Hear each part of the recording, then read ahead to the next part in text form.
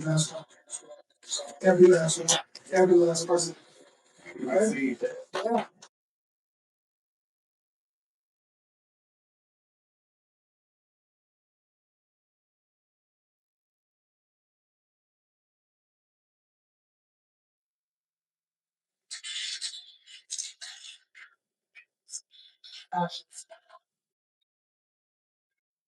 Interior, J&W's Auto Sales Day. Superimposed J&W's Auto Sales in Nashville, Indiana, August 20th, 2003. The bell above the door jingles as a customer leaves and silence settles over the small shop. Jimmy Oliver, a man in his 70s with silver hair, heavy build, and a wardrobe that leans towards the flashing. Gold chains and thick rings catch the light as he scribbles in a battered painted log book from his spot on an old leather couch.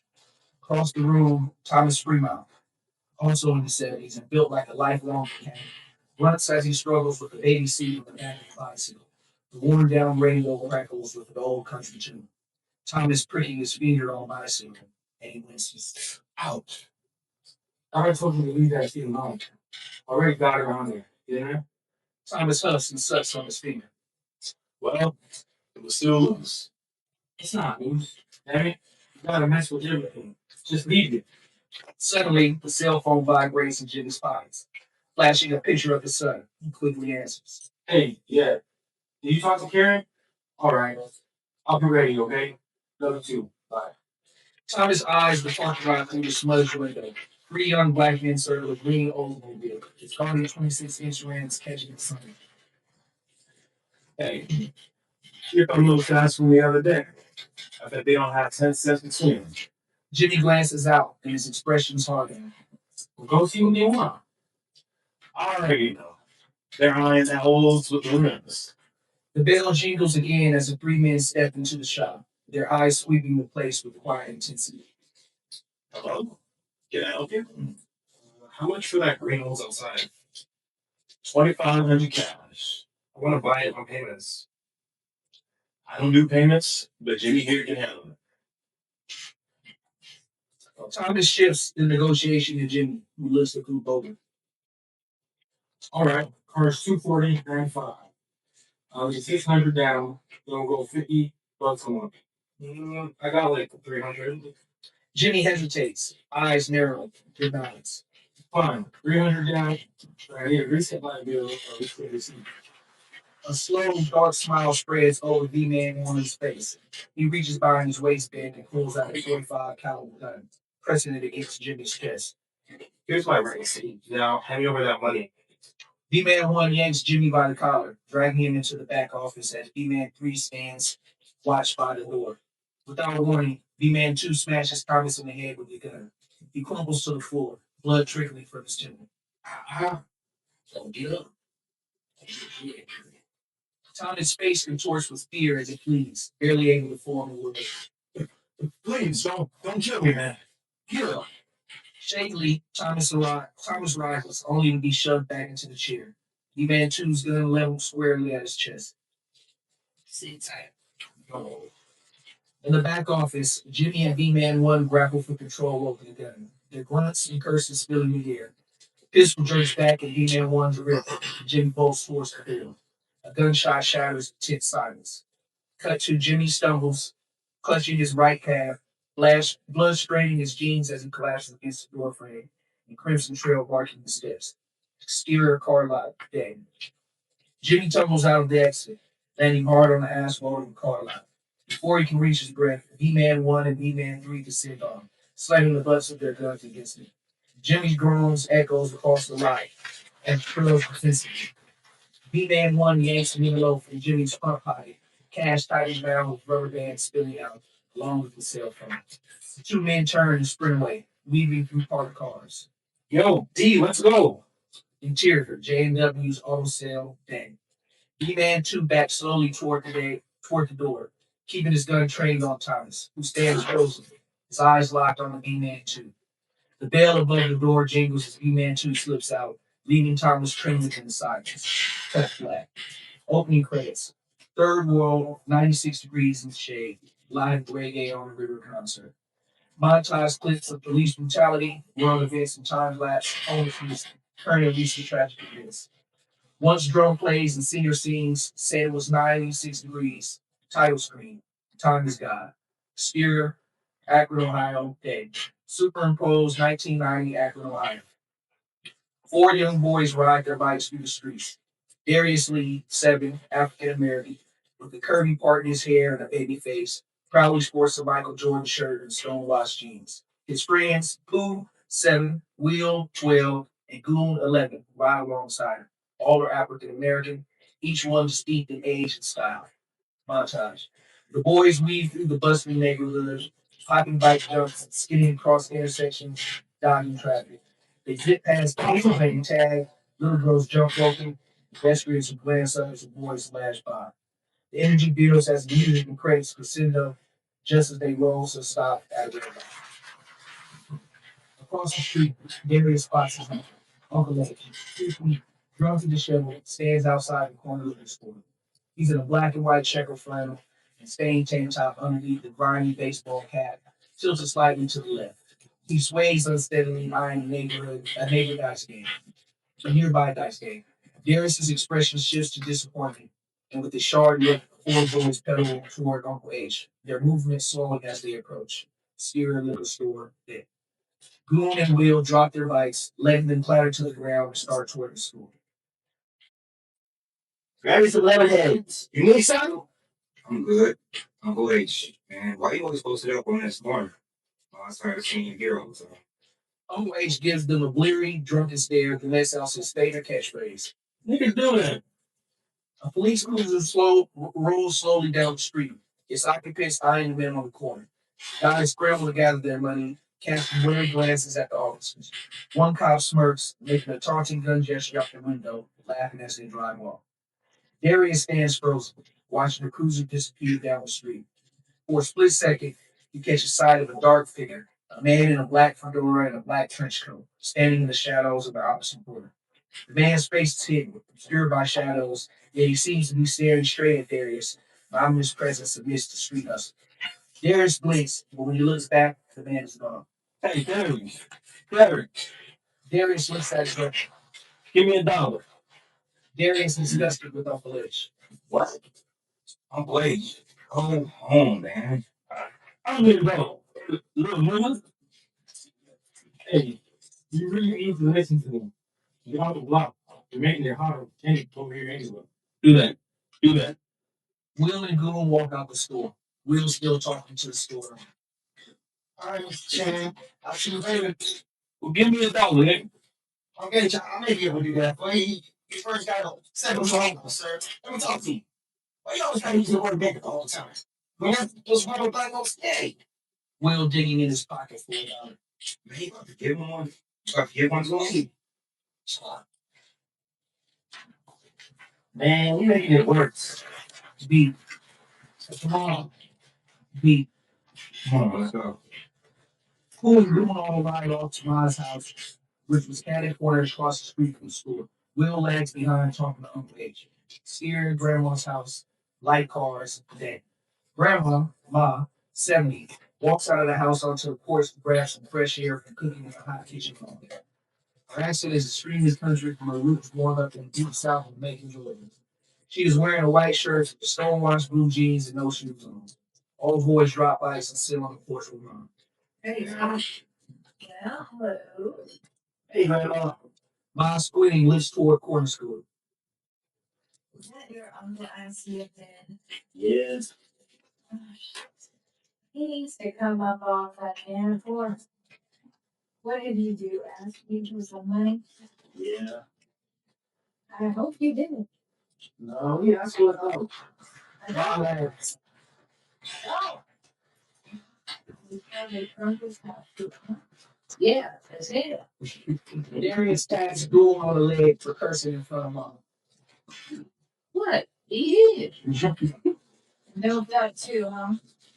Oh, that was it. Oh, I do. He doped up and drunk as a skunk. I know exactly what he does. Y'all better not let me ever see you catch you doing all the drugs and drinking right now. It's not good. all day long and do the job. People get tired of that. You're building and doing that for you. When you can have a crowd, you hear it? Yes, ma'am. Yes, ma'am. Beat. All the noise, man. Darius days off and heavy thinking of what Bob was coming. He lives across the street at his uncle and his father. It's food on the stove, cornbread in the oven. Daddy upstairs and everybody ate it. Montage. Darius in the days. My name was Darius Sweet and I'm an only child. Cut to interior hospital room, night. Darius' mother, Sharita Wells, 35, in labor giving birth to Darius. I was conceived in Indianapolis, Indiana, and born March 19, 1983 in Akron, Ohio. At a time when my mother was told she would not be able to give birth. Her mother called me her miracle child. Darius' grandmother over Sharita's shoulder whispers to her after giving birth to Darius. Smash cut to Darius back on porch steps at Mom's house. He narrates to the camera. I'm going to give you the quickest introduction to my life as I can. Darius pushes cameras aside. White cut. Exterior afternoon, Akron, Ohio, night. Sharita is in the front yard with newborn Darius in her arms. She argues with Darius' father, Cedric Lee, 39. He has an afro and wearing a leather coat. Sharita tells him and his new girlfriend, who was in the passenger seat of his 1974 Thunderbird, looking nervous off about him cheating on her. Cedric is trying to apologize yet conflicted to his new girlfriend. He gets in the car and drives. After I was born, my mother thought my father cheated on her with another woman. Yeah, real bad business, man. After breaking her heart, my mother packed our bags and we moved to Clan Country, Indianapolis, Indiana. Scared. Darius' mother's house. Bed. Sharita angry loads heavy bags into 1974 Pinto. Baby Darius in passenger seat. She kisses baby Darius and drives away. Cut to Stereo, Indianapolis, Indiana, afternoon. Superpose, Indianapolis, Indiana. We see Sharita drive through neighborhoods with Confederate flags and yards and windows. Sharita arrives at her aunt's house. At this time, my mother was a husband, survivor, and a fighter. Interior, Sharita's house. Day. Superimpose, year 1984. Montage. Sharita throws house party with cigarette smoke that fill the house while ticket pulling, beer drinking, and card games being played. Her friends hold and play with baby Darius. Sharita moves around the house being a host to everyone.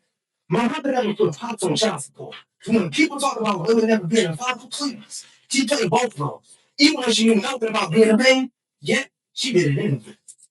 Interior, exterior, kitchen, front yard of Sharita's home. Day. Superimposed 1985. Sharita stands at the kitchen sink washing dishes with the phone pressed to her ear.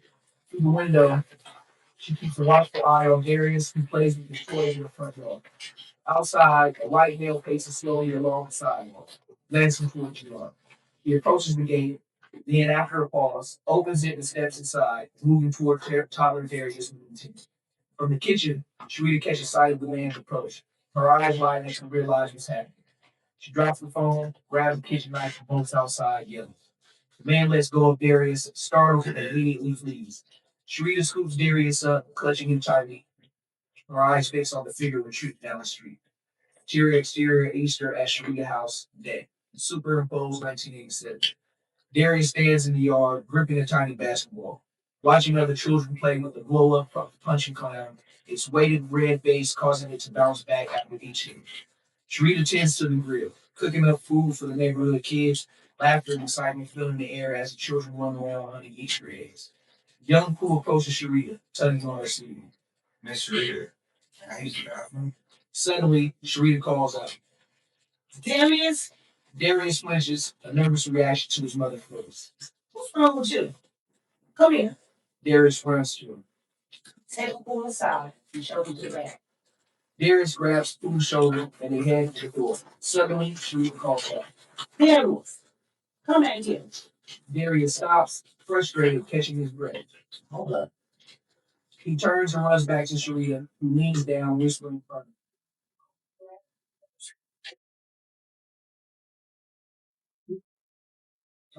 anyone has wonder around here. Darius nods and heads back toward the house. glancing up as a little bird darts through the gutter. The other kids point and shout, "House!"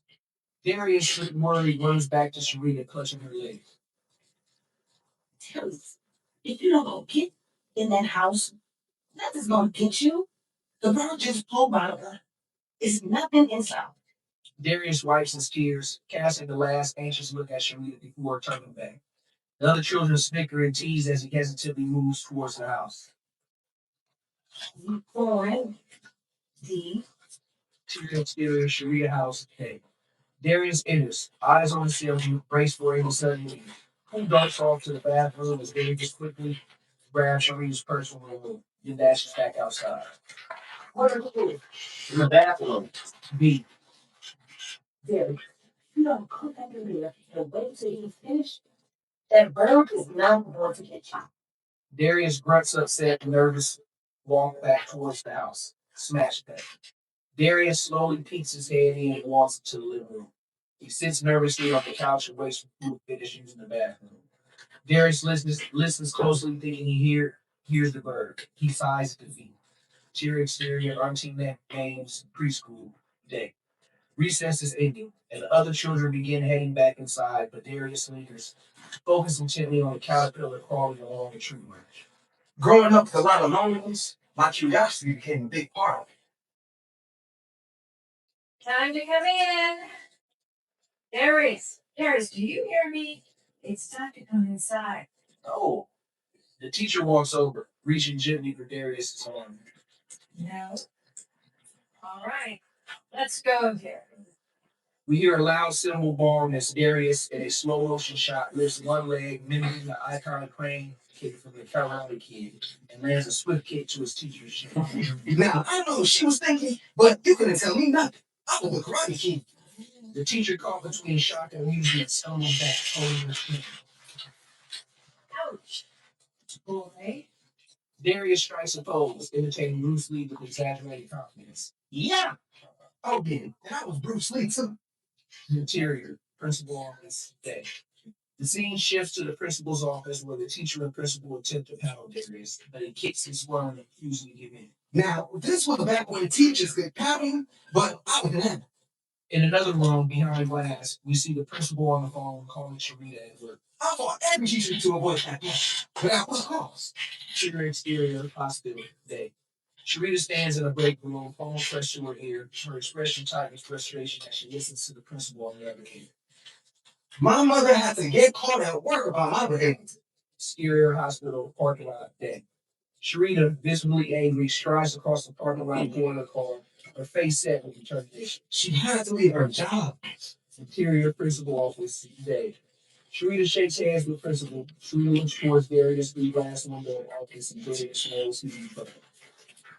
Exterior preschool parking lot. Sharita calls. Day. Sharita reaches in the back seat and whoop Darius. My mother beat the brakes off of me in the school parking lot. Exterior, auntie names preschool playground. Day. Darius is at the tree and teacher calls for students to come in and Darius does what she wants. More to the story, I never was the Karate Kid again. Oh, yeah. And I replaced that yeah with. There we go. Blend.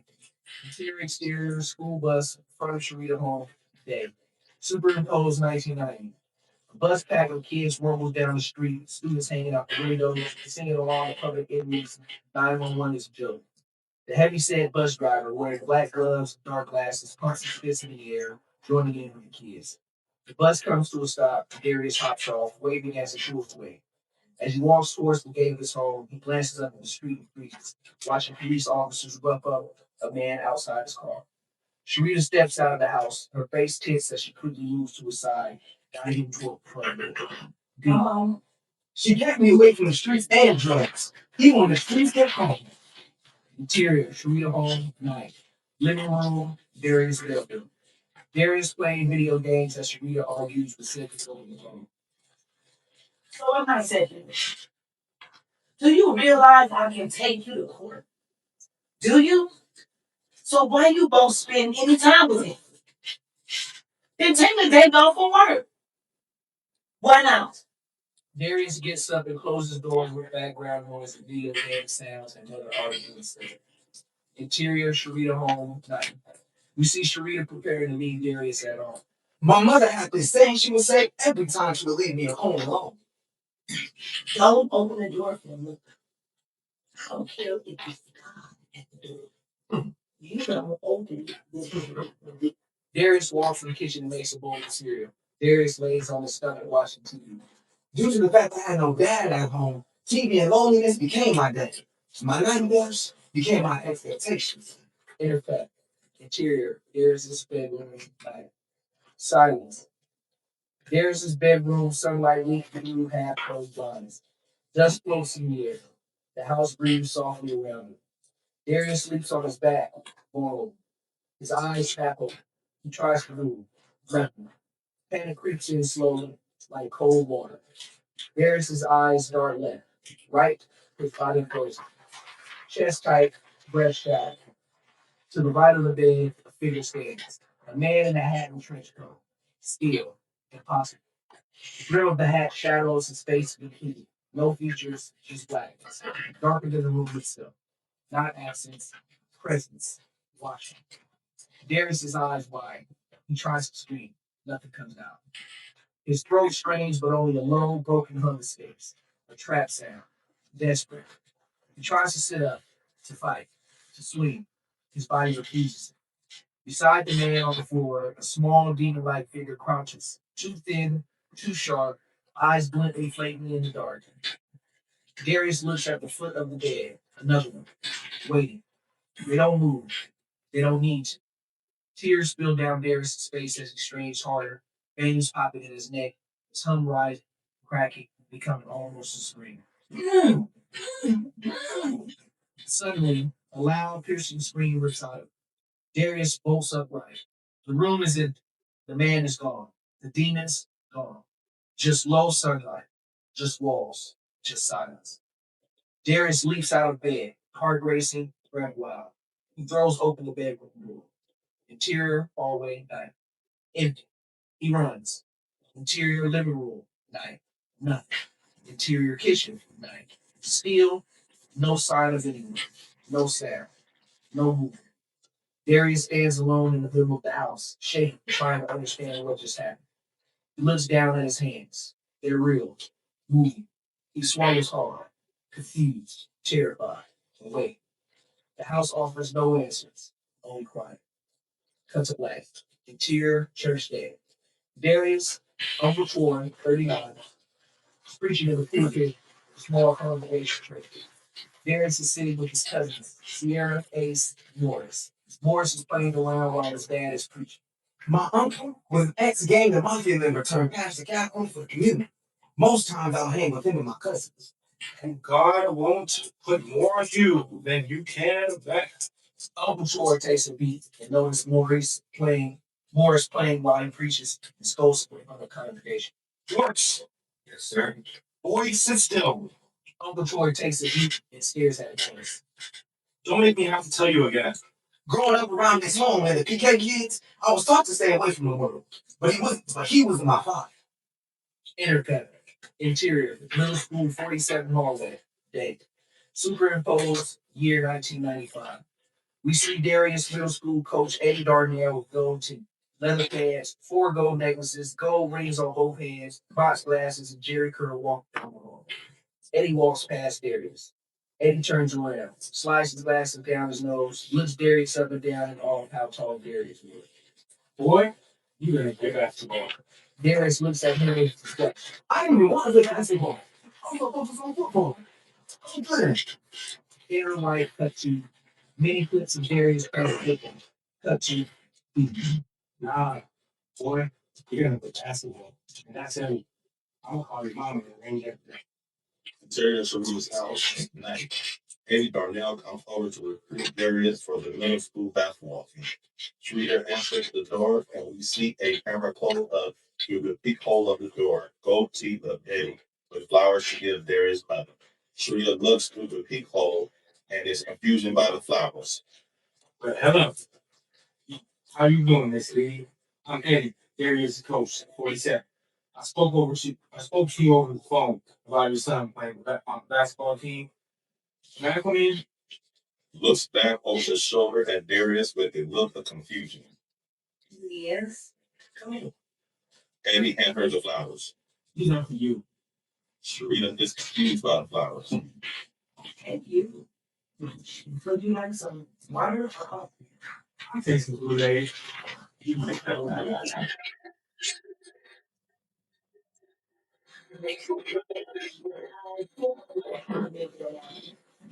Very, maybe some Kool-Aid. So Mr. Darnell. Call me Eddie. I'll keep device. There is 5. Eddie. Right. Show you right. Okay. How long have you been coaching basketball? Well, I've been professional coaching for now for about 20 years. You nail clear out and coach them. I even had a little Larry Bird on my roster. Had to work on his jump shot. Boy shot right at the backboard. You don't have anything to worry about. All the parents know. I stay close to all the parents. I know. Yeah. Okay. Darius hands Coach a cup of Kool-Aid.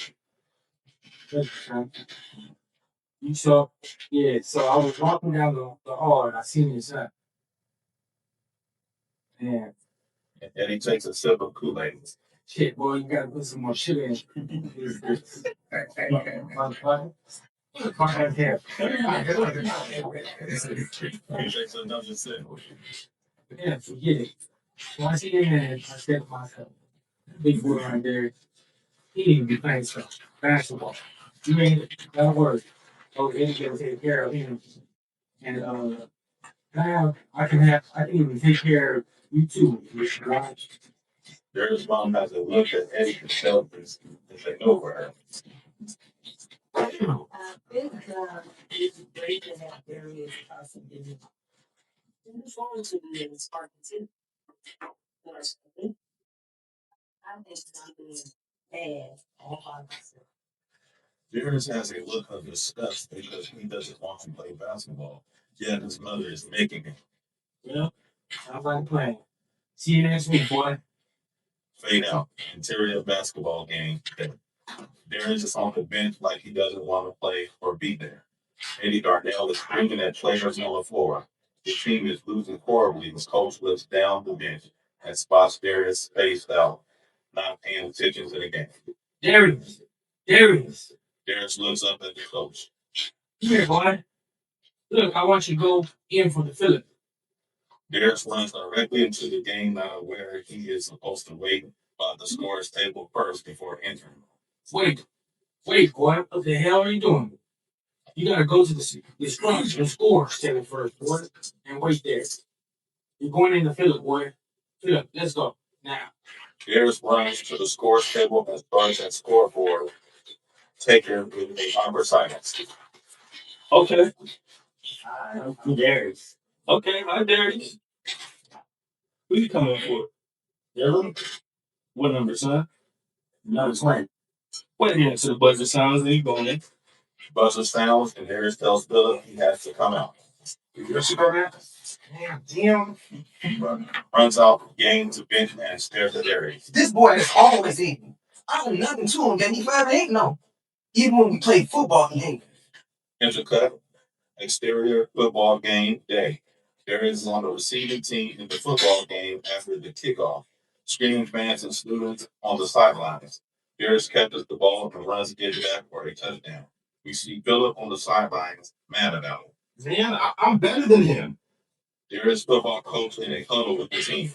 All right, here's what I want you all to do. I want to run the reverse. Poof. You're going to hike the ball. Give the ball to Philip. You Philip. I want you to reverse the ball to Darius. Darius, you run home. Philip has a look of excitement when the coach plans to give him the ball, but immediately gets disgusted when coach tells him he has to hand it off to Darius. When the team goes back to run the play, he doesn't hand it off to Darius and attempts to run it himself and gets tackled. The team loses. Darius, at the end of the game, runs up to Philip and consoles him with a handshake. Hey, Philip, it's all good, man. Good game. Philip looks at Darius and ignores him and walks away. intercut in, fade out. We see Philip on bench, mad at Darius. I can't even lie though when I say I suck at basketball. I mean, We see Darius missing multiple shots and attempts at close shots that goes over the basket. Camera close up of Leon Thomas and stands watching the game. Darius goes to free throw line and attempts to shoot a granite shot. Darius misses the first one but hits the second. After hitting the second shot, Darius celebrates like he won the championship. Coach looks with unbelief and Philip is on the sideline to discuss as team loses. Man, you suck. In the basketball game, Darius walks out of the locker room as Leon talks in the program. Darius? Yeah. Hey, man. I seen you get into them. Yeah, I guess that's tough. Well, yeah. But now, the coach doesn't utilize you the way he needs to. Look, man. My name is Leon Thomas, and I coach an AAU basketball team. I want to work with you. You come play for us. Man, what game did you just see? And you want me to come play for you? Yeah. Yeah, mom's any sometimes. That's your mom's over there? Yeah. Darius shakes his head. Before she gets some Jerry Curl juice in her ass. my mother was just excited to hear someone was interested in her son playing basketball. Montage. Exterior basketball practice gym day. Darius is learning how to play basketball. Darius' teammate tries to motivate Darius to dunk, but keeps missing. He had me put the middle school team and focus on developing my game. Everyone can tell I was new to basketball, but that didn't stop me from being teammates. I was a fat runner, and no matter what, I give my all. Interior basketball game day. Darius sitting on the bench narrates the camera. Darius shrugs his shoulders. I still wasn't getting as much clock yet. I was invited to play in the Scarabo USA versus Canada Peace game to Canada. In the midst of gameplay happening on the court, the basketball falls out of the bounds, and it's Darius' lap. Darius passes the ball directly towards the camera. Swipe cut. Exterior USA versus Canada shuttle bus day. Darius and his mother outside travel buses while team boards bus to prepare to travel to Canada.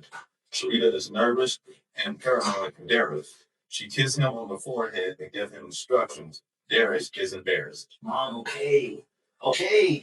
Make sure you take care of all your things. Call me every day and do not eat at nobody's house. Do you hear me? I am so proud of you. Going to Canada. I've been Canada. Darius smiles and hugs his mom.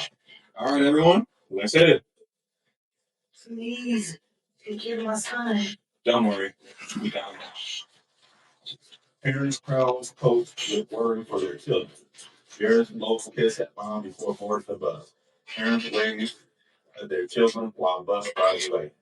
Interior USA versus Canada basketball game. Darius sits on the bench while the team plays. The team is behind 69-70 on the verge of coming back. Darius looks around at the crowd, coaches, players, and gets inspired by the fight of his team as the buzzer goes off into halftime. The team walks outside behind the gym for a short meeting. Exterior behind basketball gym. There. Team excited, clapping their hands. We almost in there, baby. Coming back. Keep fighting. Yeah, keep shooting. He's going to give you that one to fill up on. Man, yeah. Let's get up on me. We're killing right now. Darren is overwhelmed with all the positive feedback from the team. He awkwardly speaks of it. Hey, I know I don't play that much, but I want to win. Let's do it. The team looks at each other due to the weird comment by Darius, and the team cheer with Darius. The team heads back to the gym. Darius smiles. Hey, what can I say? It was corny, but at that one moment, this is when I started my connection to basketball. Basketball gym.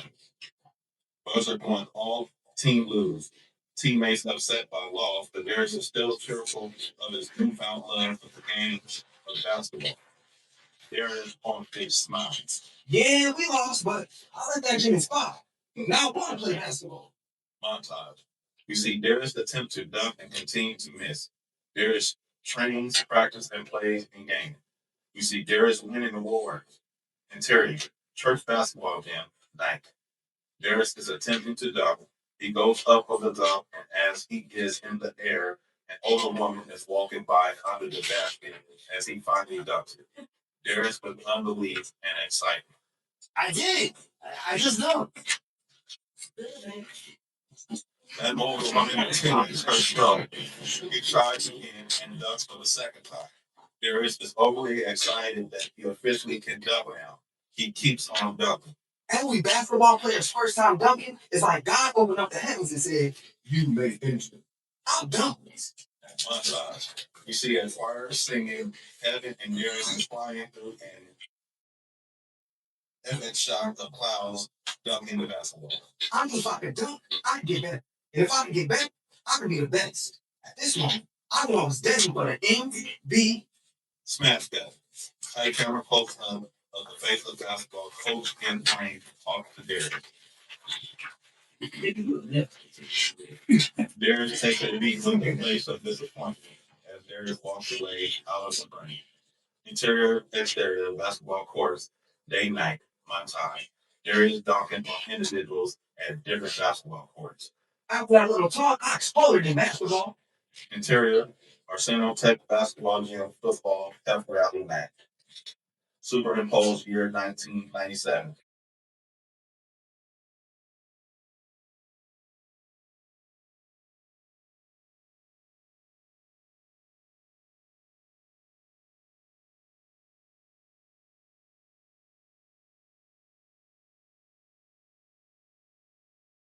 Montage.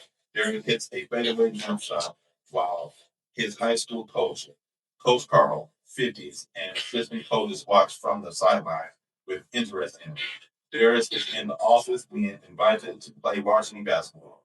Darius, surrounded by screaming freshmen, he is inspired by the team chanting freshman and starts chanting with this class. I went on to get invited to play varsity basketball as a freshman, but here's the thing. I held myself back. I never knew what varsity basketball was. Nobody ever explained this to me. I heard all the freshmen at the football pep rally screaming, "Freshman!" So I just wanted to stay loyal to my class. So I chose freshman basketball. Coach gave me what I asked for, but at the end of the year, he wasn't happy. He eventually put me on the JV and varsity team, but I got no clock on varsity. That was the one and only time my father came to my high school basketball game. When I was on the bench, he was only there because my mother begged him to come. As far as my mom, she came there to one of my high school games. Darius on the bench, and Cedric shows up to the game with Sharita. Cedric isn't interested in being there. Smash cut. Sharita cheers at Darius' game. Intercut. We see Darius with a towel around his neck walk into the locker room as he narrates to the camera. Me? Yes. No. All right, wait a minute. I'm getting ahead of myself. You're probably thinking I was a dumb jock and it was all about basketball, huh? All right, let me back up and break it down for you. White cap. Exterior Arsenal Tech High School campus today. I went to Arsenal Technical High School. My high school was not only located in the inner city, it happened to be the face of the city. Let me explain. Tech was considered the high school high of Indiana, Eastside High of Indianapolis. We even had our own Joe Clark. In other words, the bad school and nothing good comes from there.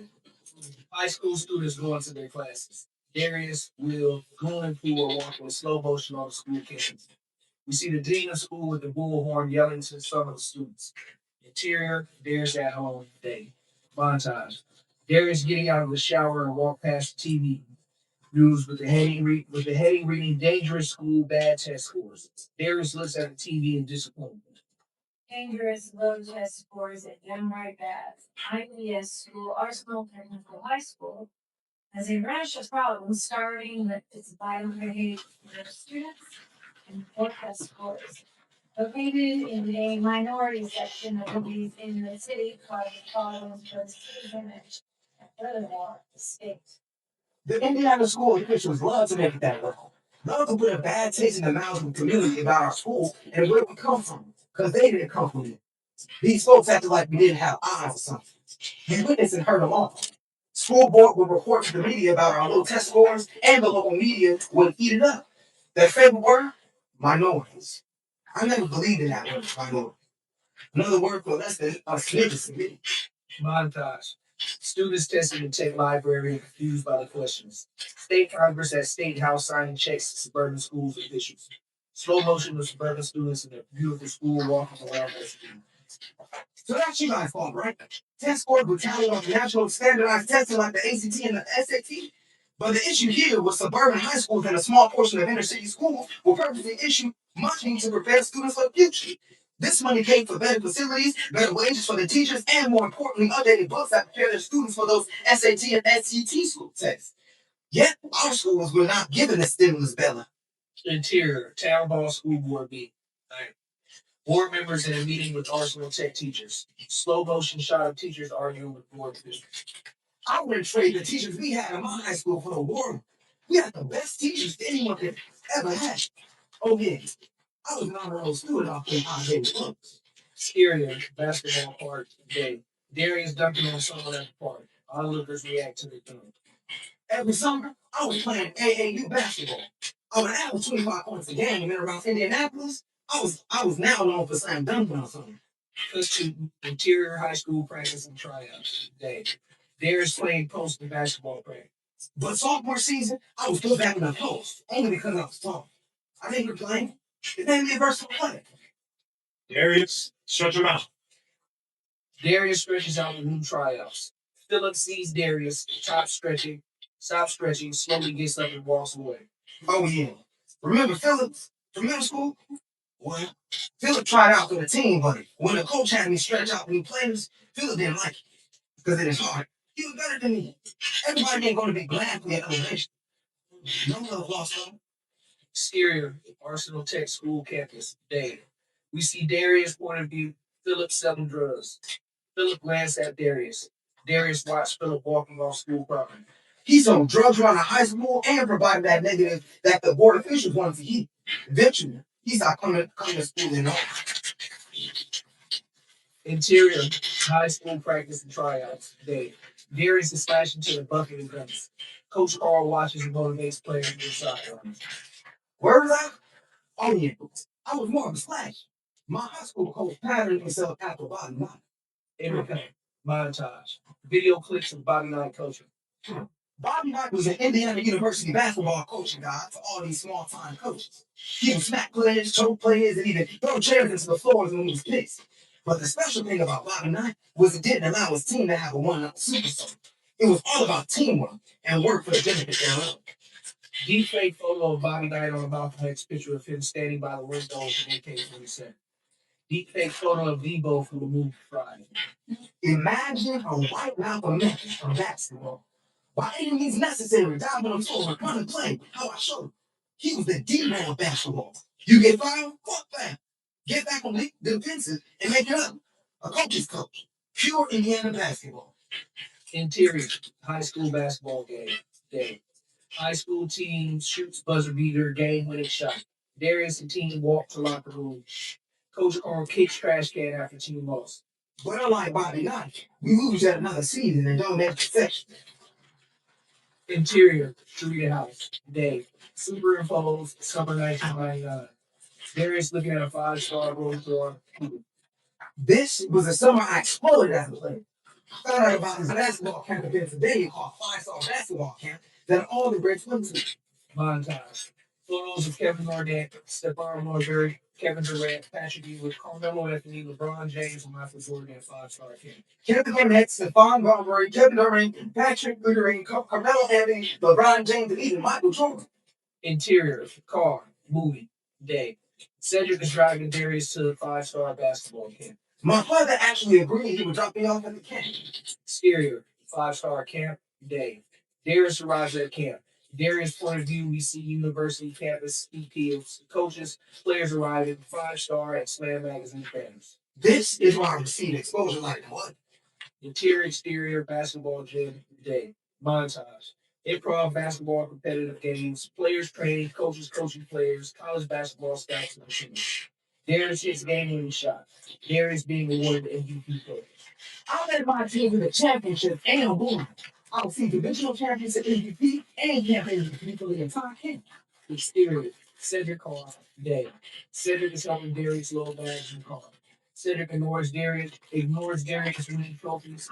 Darius upsets, gets into car. Well, back to being ignored from my chief. Exterior, outside Sharita's house, night. Cedric and Darius arrive in Indianapolis. Cedric drops Darius off quickly and drives away. Darius, with trophies and bags in hand, walks towards his house.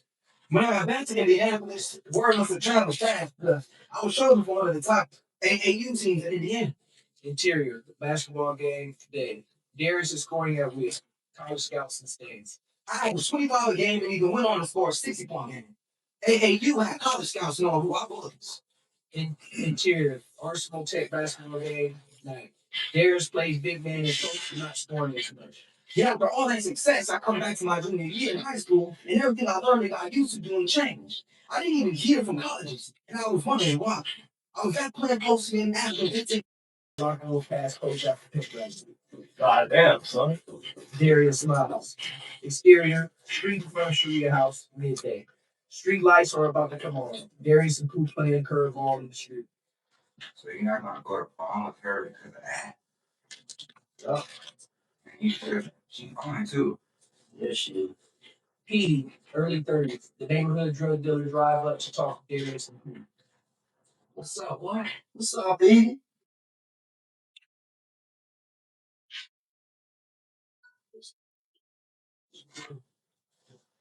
Hey, I really knew going to the NBA. Yeah, you be balling. Yeah, I already know about it. But in the meantime, mama working real hard. You need a little job on your way. Since you're from the hood, we already looking at it. Don't hesitate if you need a job. Come through.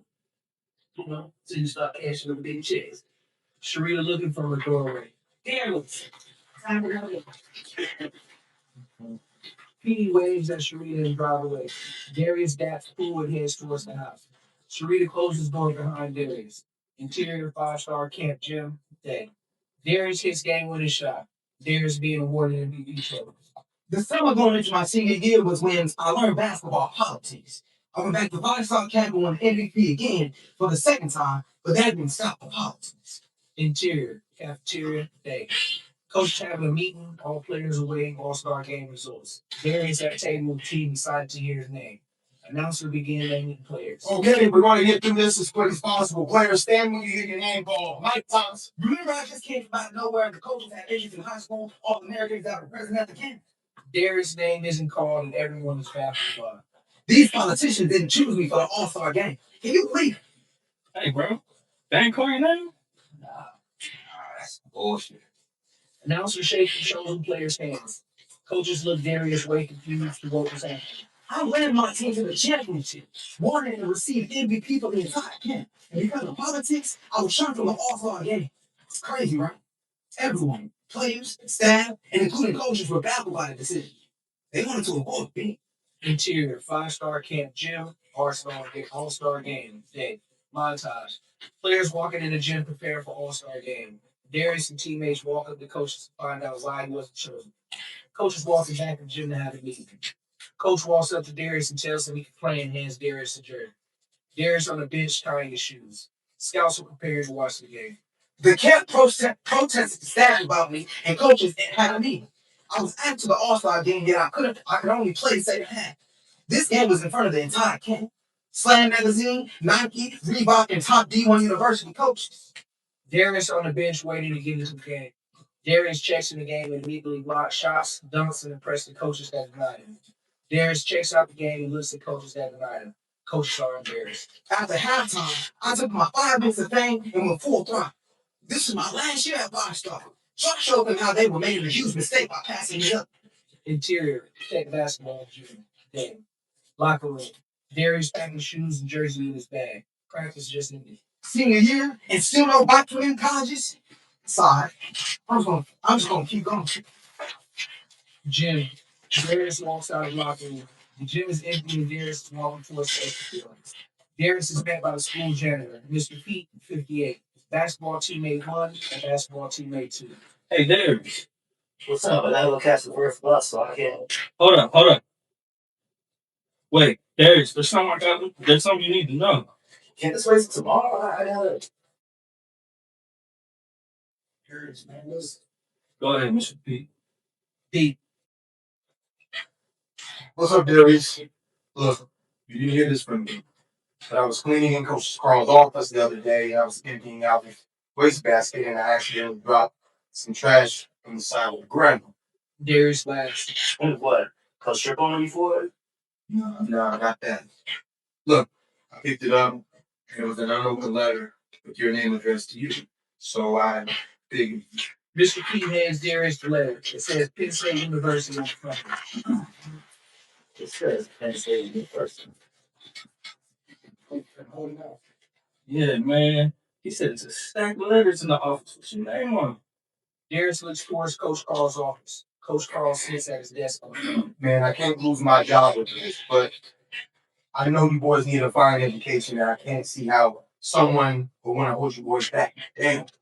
Darius doesn't waste a second and heads towards his office. Darius, what are you doing? Darius.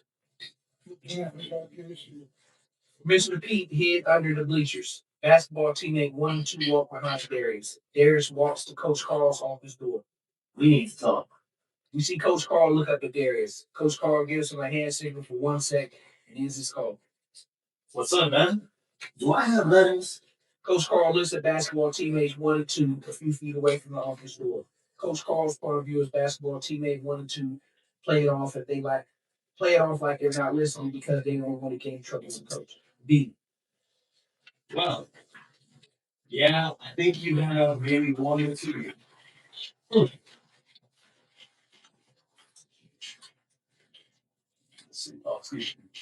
Coach Carl reaches and pulls 2 letters from a stack of letters wrapped in a rubber band. Coach Carl hands the 2 letters to Darius.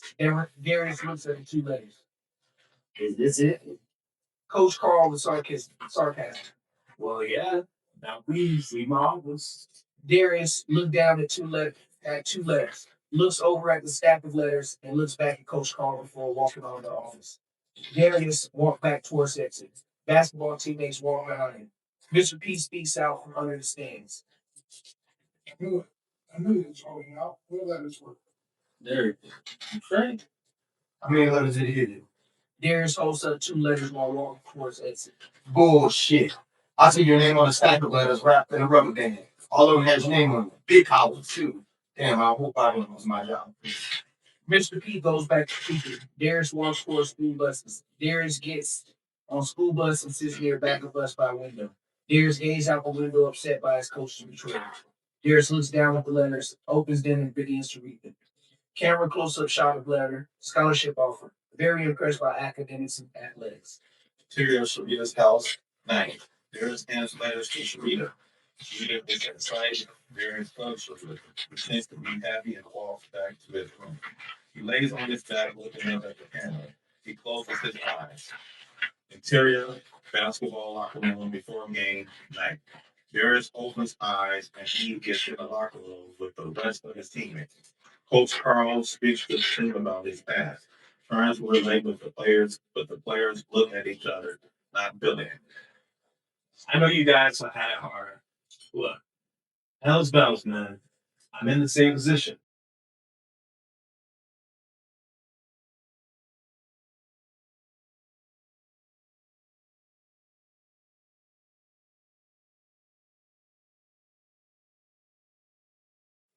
My wife was black. I grew up Brightwood. I know the hood. You think I don't get any slack from that? Huh? You can't let that keep you down. You gotta rise up, right? Well, let's go.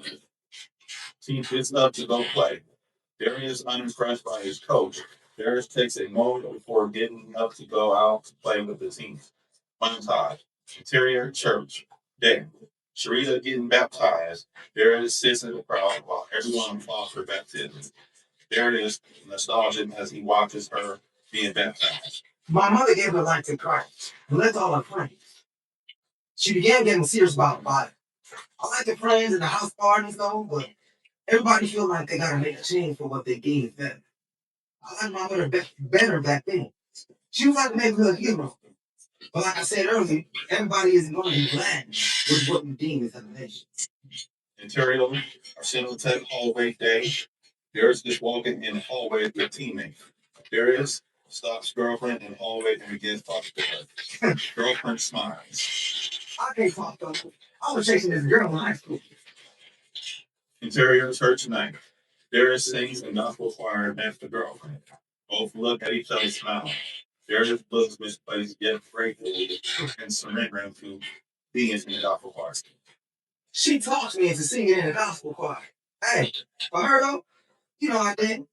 Call me Kurt Franklin, baby. Exterior apartment day. Darius walks to girlfriend's apartment.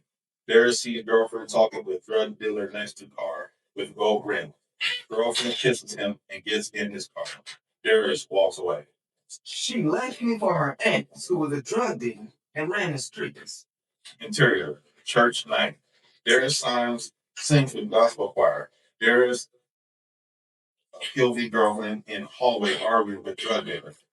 Drug dealer leaves and girlfriend is upset. Darius continuing singing. I still sang in the choir. Interior church service day. Darius is at service with Sharita. I went on and accepted this new change in our household and even became a fellowship Christian athlete. My pastor took a liking to me and even promoted me during church service. Darius, would you please stand? Darius stands and congregation claps their hands. Interior, National Tech basketball game night. Darius dribbles past the defender and shoots a shot. I was doing a great number in games. My senior year was a positive message. Interior, Sharita House, school library day. Montage. Sharita on the phone with Davies in college.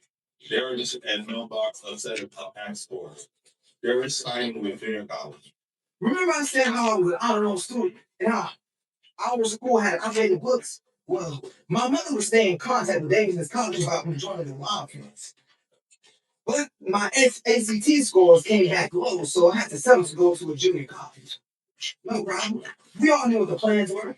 JUCO for a year or two, and D1 basketball, then NBA. Interior, National Technical Gym day.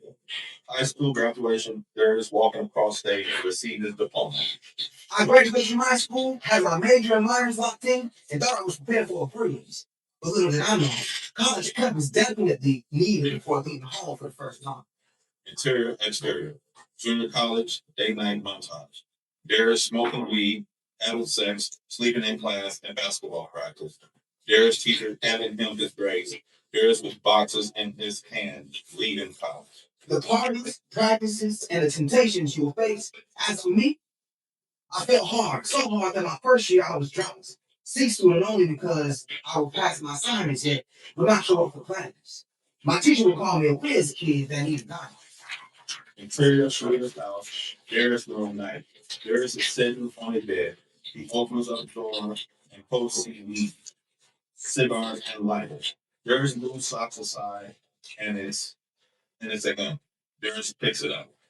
I moved back in with my mother, and my new habit that I picked up from JUCO followed me home. Darius looks at the gun and is mesmerized by it. So much that it consumed me.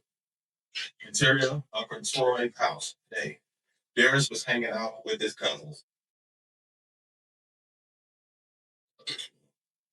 Sierra is having an argument with Uncle Troy. Darius is sitting on couch watching the game with Ace, little Steven, and Morris. Morris flops down on the couch. Why not? Because I said so. Sierra storming all downstairs in anger.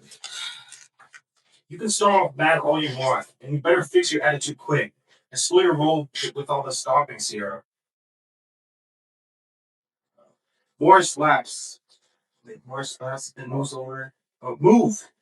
Morris laughs and moves over so Uncle Troy can sit down. Who winning? Wolves. Darius receives multiple text messages from Sharita.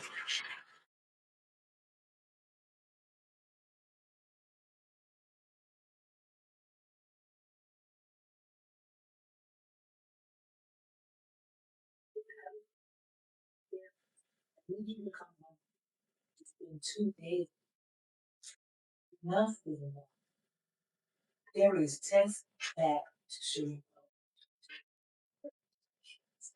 Now there is. Darius reaches in his pants pocket and grabs his keys. Little Steven hits Darius in the head with a teddy bear and runs downstairs to Sierra's room. Darius chases behind him. Basement, Sierra's bedroom. Dang, no, get out of my room, Steven.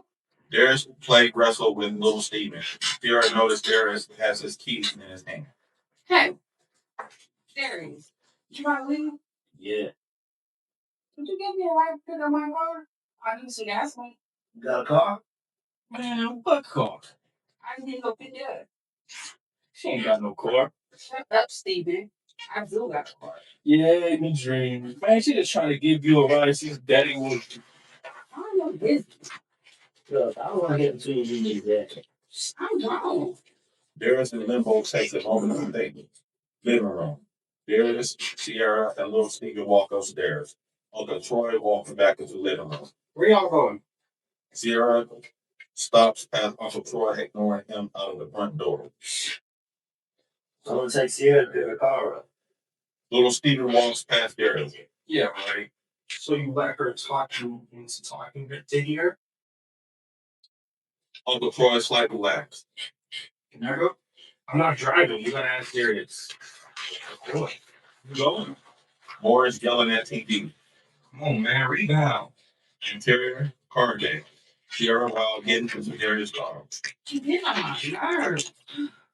Montage. Darius ends up talking Sierra to multiple car dealerships instead of dropping her off to pick up her car.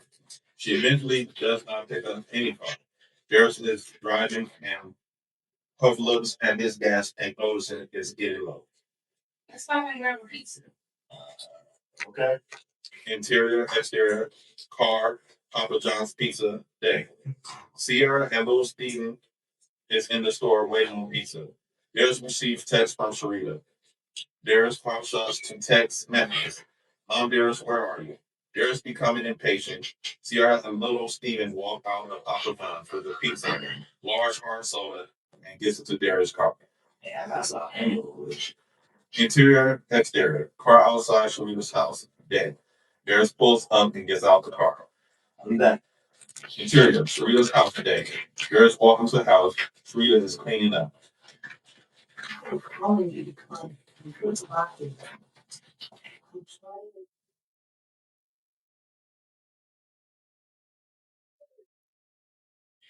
I mean, I know they're tired of competing. Darius quickly puts boxes up in closet and begins walking back towards door. Where you going? B. I got them in the car. I'm gonna drop them off. I'll be back. Oh, Darius, don't tell me you got your cousin in the car. Why are they in the car? And why do you bring them? And why did you bring them over here? Let's bring them over here for. I was helping Sierra. I'm gonna drop them off and I'll be back. Let them girls take care of that, and you take care of you. I'll be right back. Darius. Darius walks out the door. Interior, exterior, car outside, Sharita house, dead. Darius walks back to the car, visibly frustrated. He gets in, slams the door a bit harder than usual, and mutters under his breath. Hey, she gets closer. No. What happened? There's nothing. Just yeah. What are you talking about? Nobody. Nobody. Okay, I'm alone. B. Darius looks up, car. Sierra, why would you be talking? Why would we be talking about you? I was talking about. He's not talking about you. So chill. Don't tell me to chill. I'm not talking about you, Sierra. Interior, car, moving, dead. Improv argument continued while Darius was driving. Interior, parking lot, dead. Darius pulls over in the parking lot. Sierra, look, I can call my mom and ask her to give you a ride. All the screaming and arguing in my car isn't necessary. I'm not talking about you. Sierra folds her arms. No, you gonna take me home. What? You heard me. You're gonna take me home. Sierra, you tripping hard. You're not even talking about you. Get out of my car, Sierra. No, Sierra, get out of my car. no, I'm not going nowhere.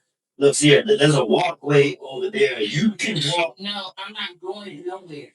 You're gonna take me home. Darius reaches under the seat and grabs pistol. Sierra, get out of the car. I ain't going nowhere. And get that out of my face. I wasn't really gonna shoot.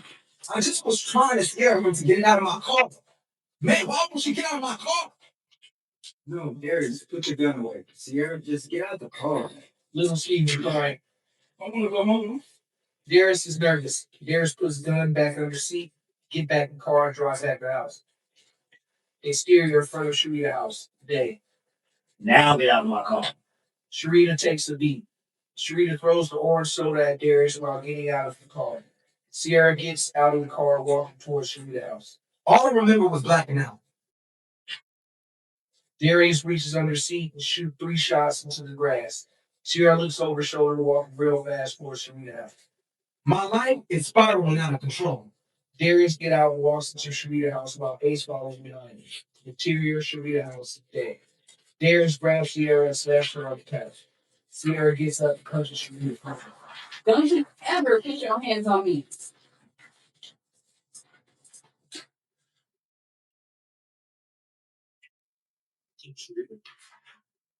Hey, hey, Sierra looks at Ace. you just gonna let him put his hands on me like that? Darius, you're wrong. You're wrong. Improv argument. Fade to black. Darius sits with his head in his hands while Uncle Troy lectures him and Sierra. Family's fight, but what was I doing? This was nothing like it. I was heading in the wrong direction. My uncle tried to handle it as a thing. Interior, police station, probation, anger management, day. Montage. Sierra and Sierra Lowe reported Darius to the police. Darius taking mugshot photo. Darius in anger management classes and probation role. But when he had his back turned, Sierra and her mother reported it to the police. I officially had my first charge ever. Since I was stupid enough to shoot a gun off in public, my photo was entered into the jail database, and I was given 1 year probation and anger management. I was walking in the direction my grandmother warned me about. Man, drugs and alcohol habits really change your thought patterns. You're not even aware when it's happening.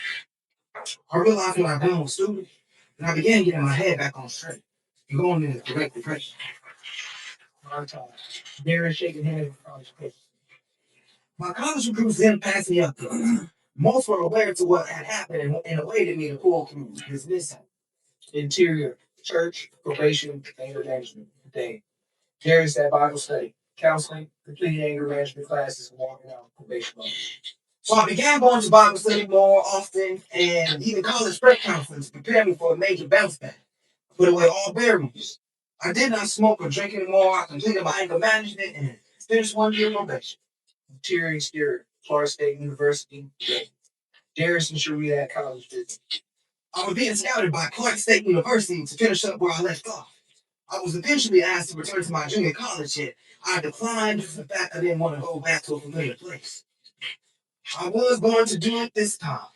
I went down to college visit to begin ready to sign up, and everything was on an obedient track to a great transition. Interior, WMB constructors class, day. Darius learning construction training. Darius Hubs training. In the meantime, before next season started, I got involved with the employment training program for WMB construction. That once I had finished with the program, I would be placed on a job. I was hired at Eli Lilly for a temporary job, which was great for me because the next season I would be attending Clark State University. Interior, Sierra Heights, day. Darius on the phone with Sierra. Sierra hangs up on Darius. I started next week. I did ask my cousin to forgive me, but she didn't. All wasn't lost, and I got my taste developed. Now that my head is back on straight, it's not too late. I set up my college scholarship. I plan to continue my purpose to the NBA and let nothing stop. Interior, Indiana State Prosecution Office, day. Montage. Joe Bernslowski, 45, Jewish wife, 3-piece suit and diamond ring on left pinky finger, is walking down the hallway with a bar in hand. Meet Indiana State Prosecutor Joe Brzezowski, a savvy millionaire with a lavish lifestyle that bangs off a high arena record. Interior, Skyline Club, day. Brzezowski with a cigar in hand sits at Skyline Club dinner on the phone yelling at Joe. 25. His personal assistant. On Wednesdays, you can find him at the High Society Skyline Club. On that phone, barking orders and his assistant junkie. Exterior, Meridian Hills Coffee. Bad. Rosowski is golfing with men on the phone yelling at him. On Manny Golf at Meridian Hills, his high-class partners from the firm. On the phone, barking orders at Joe. Interior, airplane, Greenville Red Road. Day. Rosowski is sipping champagne looking down the plane window. Shot of LAX sign. Rosowski wakes up with naked woman on yacht. Rosowski glances over and spots a group of blue and black men on the boat, laughing and enjoying themselves. An image that fills him with pride and disgust. Weekends, he takes first-class flights to Los Angeles and wakes up on a Marina Del Rey yacht, still barking orders over the phone to Joe. Interior, country club. Night. Shot of the underbelly of an airplane landing. Rosowski dancing with a group of guys at a bar mitzvah. He flies back to Indy to make it to be at a bar mitzvah. Interior, Rosowski home. Morning. Alarm clock buzzing. Rosowski turns over in bed. Rosowski is on a Stairmaster on the phone yelling at Joey. Rosowski notices a group of black men on the television. He pauses. The look of disgust crosses on his face, then abruptly changes the channel. And morning comes, he wakes up and works out in his private jet on the phone, barking orders to Joe. Interior, Indiana State Prosecution Office. Dead. Joe had one main focus in his office. Prosecute at the highest level, even for the pettiest crimes. Why? To keep his arrest record high. The higher the percentage, the happier his sponsors in the suburbs stay. Not to mention it kept him in office, enjoying the power and privilege that came with it. He shook hands with the wealthy elite by day and parted like an animal by night. Interior, Prosecutor's Office. Day. Joe Brskowski strides through the bustling office with his assistant Joey, 25, trotting alongside him, stack of paper. You got a 4. Double homicide on the far east side, shooting the 2 girls at Forest Manor. Marijuana distribution near 34th Street. A car running on 30th and Keystone. Dismissal of a gun recklessness charge. Robbery, battery, user, drive, or grip. On the east side, man, that's my meal ticket. Then we'll go get hold up. Run that back. The homicide? No, there's always a homicide. I mean, the dismissal, man. Who signed off on it? Jody phones through her papers. Courtroom 1, Judge Baxter. Black, white, Latino, Asian. What? You're sailing, Joey. Who else am I talking about? Oh, black. Black. Who is black? B. Why the hell would she do that? I mean, I've already had the commissioner Fricks breathing down my neck about sanction. And now Baxter goes and dismisses a reckless charge in my city. Get her on the phone now. And for God's sake, somebody give me some more coffee. This tastes like Billy's mom. Billy, an employee at the prosecutor's office, glances up from his title with the spice in his video. Yeah, I need more convictions. Our time, not theirs. Interior, Brnkowski's office today. Brnkowski catches Billy glancing in his direction. What? What the hell are you staring at, Billy? Upset about what I said about your mom's coffee? We've all had it. It's shit. Now get back over it. Billy quickly turns back to his typing, clearly rattled. Line 1. Brnkowski reaches for the phone with Lloyd. Julie, is she on? Is she on? Jody fumbles with the line, finally pressing the button for Chip phone. Julie, what the hell are you doing dismissing charges at a time like this? A damn reckless, dumb case? Hand me the paper, Jody. Jody hands him the document and Brnkowski squints, scanning. This dope, Darius Lee? What the fuck are you trying to do here? It was his first charge of felonies. No one was harmed, and there was no intent. The gun was mad low, no real risk. He got 1 year probation, anger management. Probation and anger management? Bullshit. He discharged a firearm in my city. You realize the number we're facing? We're not slipping below 70%. Not in my jurisdiction, especially not on the east side. It's already a wasteland. And what if the spray went and gone elsewhere? Hit somebody. It didn't, and like I said, it was a manual gun. He shot into a grass area. The other person was nowhere near Oh, it. that's crap. So he's still on probation? Successfully completed, sir. B.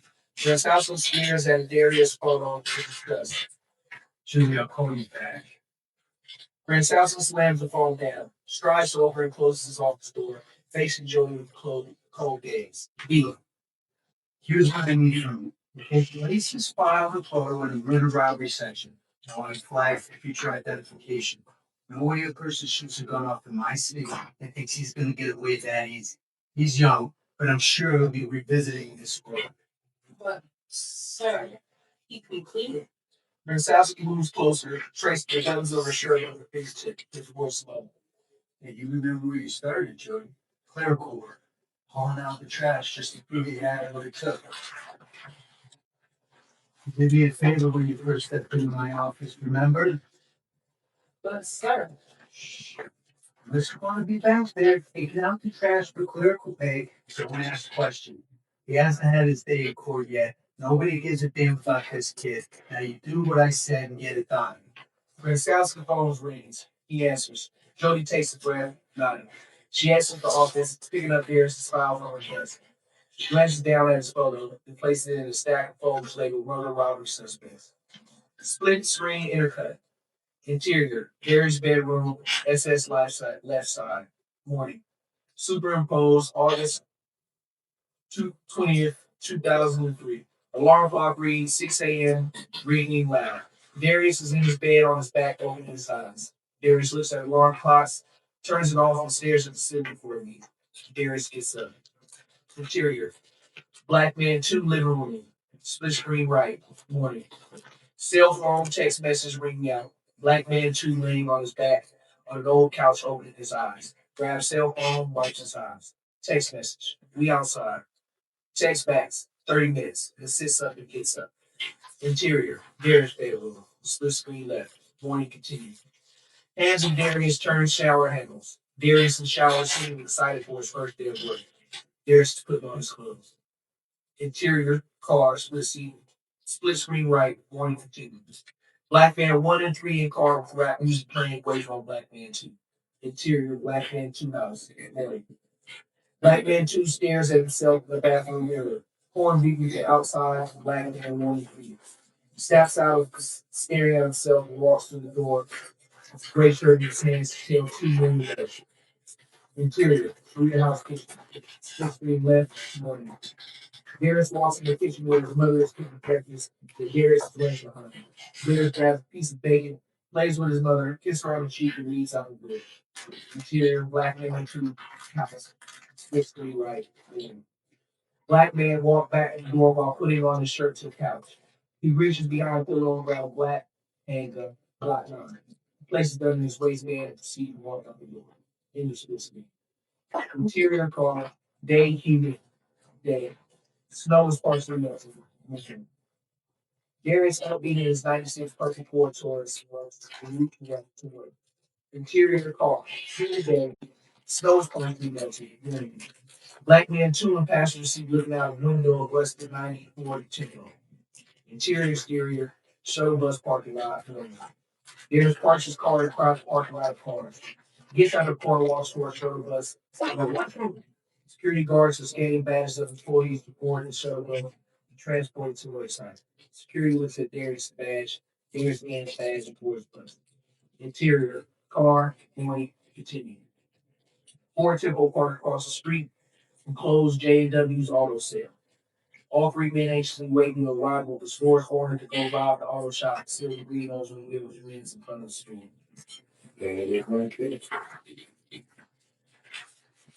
He'll be here any minute. The men in the car see girls at a bus stop and begin talking to them. Intercut to Darius on shuttle bus. The bus drives around downtown from Indianapolis onto the secure side of Eli Road. Darius gets off bus along with other employees headed for work.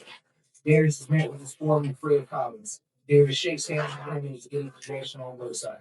Exterior, bus stop, morning. Black Man 1 and 3 talking to girls at bus stop. Like the two-seat owner and mechanic arriving to work. There you go. Metro bus pulls up for girls to get on. Black Man 1 and 3 get back in the car and turn their attack. Okay, so we're gonna go get something to eat and come back in another hour or so. All men drive away. Interior and exterior, work site, condition. Montage. Darius at work site working and learning the new trade. Darius is at work at the same time the robbery from the opening scene of the movie is intercut. We see all three black men finish eating, drive back to J&W's auto sales, cocking guns and walking towards auto sales shop. Jump cut these scenes. Interior. J&W's auto sales day. Bell jingles at the top of the door as customer leaves. Hey, Jimmy. Here comes those three color guys. Interior exterior. Word side day. It's break time and Darius is grabbing his food and walking home, laughing and talking to his new co-worker falling on foot. Touch of black. Interior exterior. Police station hospital. Night.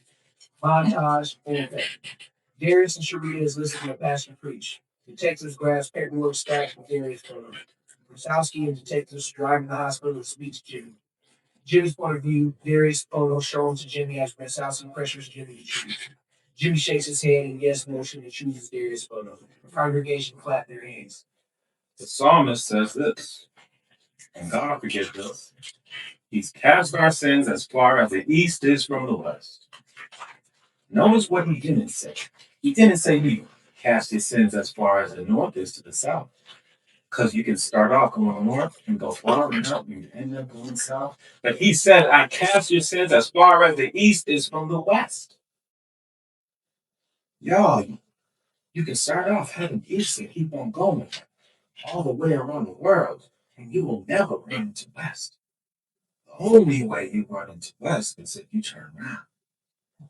And I don't know about you, but I come too far to turn around now. Anybody who knows God, God forgives you.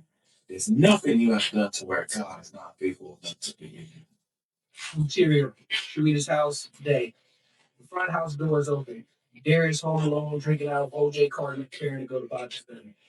Darius receives a call from Clark State coach. 7 police deputies with guns drawn and vests on walk up to the house looking for him. Hello. Hey, Darius. What's up, Coach? Look, I had some good news for you. All of the paperwork and test scores were approved by the admin office. Welcome to the news, man.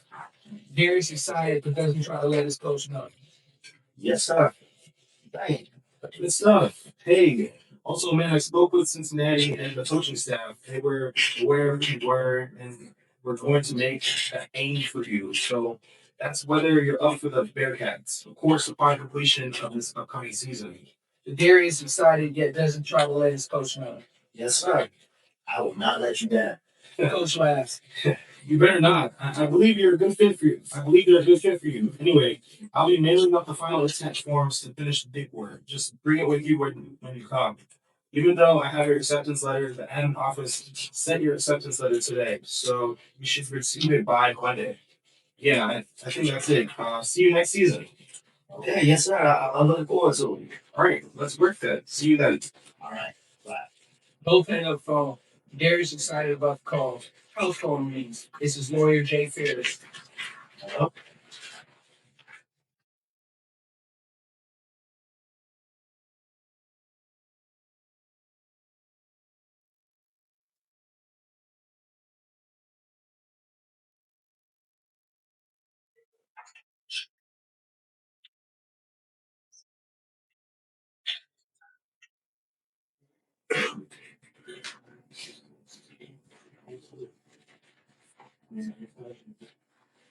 Happy Mr. Darius.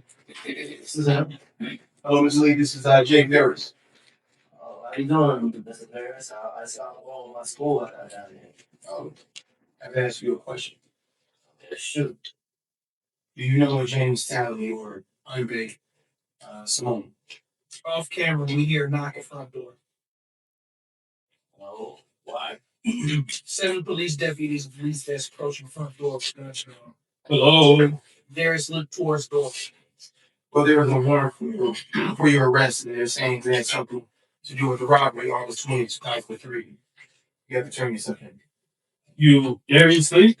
Darius has a close look on his face, confused with what is happening. Why don't you put the phone down, drop the keys, and walk past it? Darius puts the phone down and drops the keys. What's going on? All police begin to enter the home, putting Darius under arrest. Well, there's a warrant for your arrest. Well, I didn't have anything to do with any of this. Warrant. What? I was on my way to Bible classes. Well, you gotta go to jail now. Interior. Jail, murder, robbery, block. Night. Darius in orange jumpsuit walking in the day room of murder, robbery, block. I was placed in murder robbery block. All inmates are locked into 2 men cells until morning. Darius is the only one in the day room. Lays his mat down near a wall and lays on it. He has to sleep here until morning to enter a cell. Darius is looking up at a brick connecting together to form a cross as he falls asleep. Darius wakes up to hearing cell doors pop open. All inmates are still asleep. Lamont, 60s, black heavyset man with white beard on and braids under his do-rag. Lamont is wiping coal from his eyes, walks out of his cell towards the shower area. He doesn't know the Darius. He's laying his shower material at the shower area for his first dibs. He spots Darius laying on the mat on his way back to his cell. Hey, you just keep over there. That's what you supposed to do. Hey, huh? Everybody get up there and say, I'm gonna take the man there and about it. Lamont begins walking towards the cell, then stops. Hey, play chess? A little bit. Yeah. A lot of time? No. Well, all right. Let's play chess here. Darius lays back down as inmates begin to wake up. TV turns on in the day room. Inmates sing, working out, yelling favors from cars. Jail doors pop for breakfast. Various men yet. Cell opens and men begin lining up. Man number one point of view sees Darius with his mat in his hand. What cell you in, man? Number 8. All right, just go ahead and pick your stuff up. I'll be in the trailer cell. Darius walks up the stairs to cell 8 and his room's Josh, black, 30s, is making his bed. So, Josh, slightly. So you're in here with the dog. I'm Josh. Yeah. Josh asks for his door for breakfast. Sorry, so. You right? Yeah, that's cool. Alright, that's better. Darius is unpacking things. Josh looks at Darius. You eating? Yeah. You better come on, because they love to pass it on them. This ain't pretty to trade up. No. This got to be your first time. First thing, don't believe none of these niggas out here. Come on, man. Darius and Josh are walking towards the line. Man, who told you that? Darius looks up at man number 2, eating his food, smiling at Darius while both is walking towards the line. I said something for that. Yeah, let's eat. Remember I told you, don't trust none of these niggas in. Oh, I see you got them on earth this time. Oh, shit, with these niggas you got. Niggas be doubling up and shit. Darius grabs tray and walks towards stairs. Darius changed his mind since he saw most inmates sitting at the table. Oh, yeah, you good.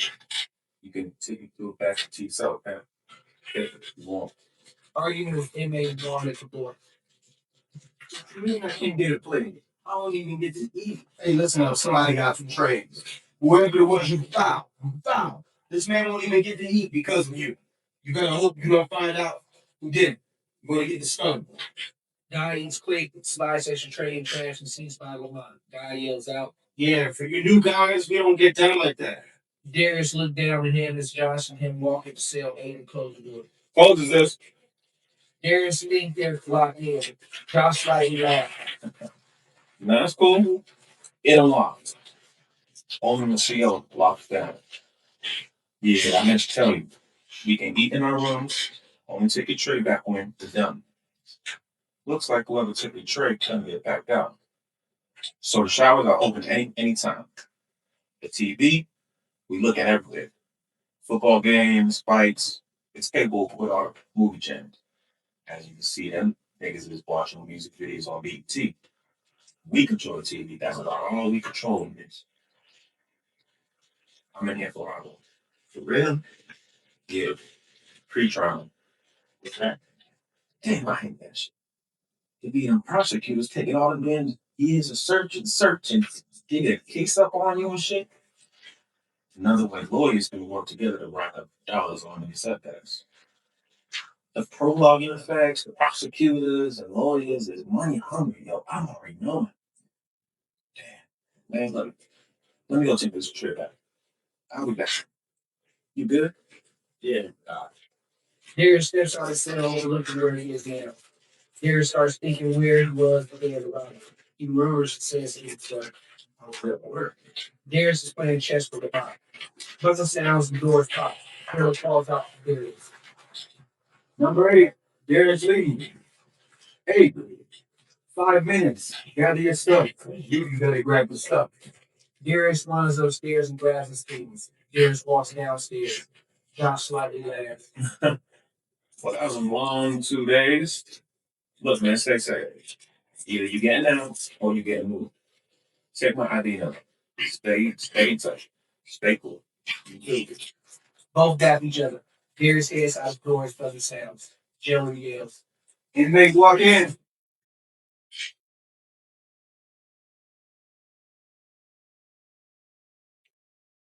Interior, exterior, WMD, parking lot, all again. Darius is parking his car at his old job, WMD Construction. My mother's out here in Florida bailed me out. After I got out, I told myself that I would immediately go to where I worked at the day of the robbery. So I went to grab my time card from my old job for proof of where I was during the robbery. You would think that was him, right? Darius walks into office. Receptionist is on the phone. All right, time. What can I do for you? My name is Darius Lee. What my boy is. I just want to see. Would you not ready to be working with them all this 22 hours? Where did you hear that? About 6 months maybe. Receptionist gets up to go back to the checkbox. Well, the reason I asked is because we learned far back it's 5 years. Darius unsure. Can he follow behind her to that to help her compliance? Is it okay? Oh yeah, it's okay. Come on. Yeah. So we can run far back as 5 years. After that, we can scan into our system. Electronic pilot, and you just find our paper parts. You can tell me if it makes sense just to get rid of it as an electronic pilot and which probably you should take issue or something, but it was 6 months back, so it should be an issue. What's your first and last name? Darius Lee. Darius Lee. Darius. I only worked for a few weeks. So I was a pre-apprentice and was on assignment for different sites. Man, By all means, it would be a huge help. oh yeah, I was working with Eli Goodman. Oh, okay. Yeah, and he sent workers out on that project there.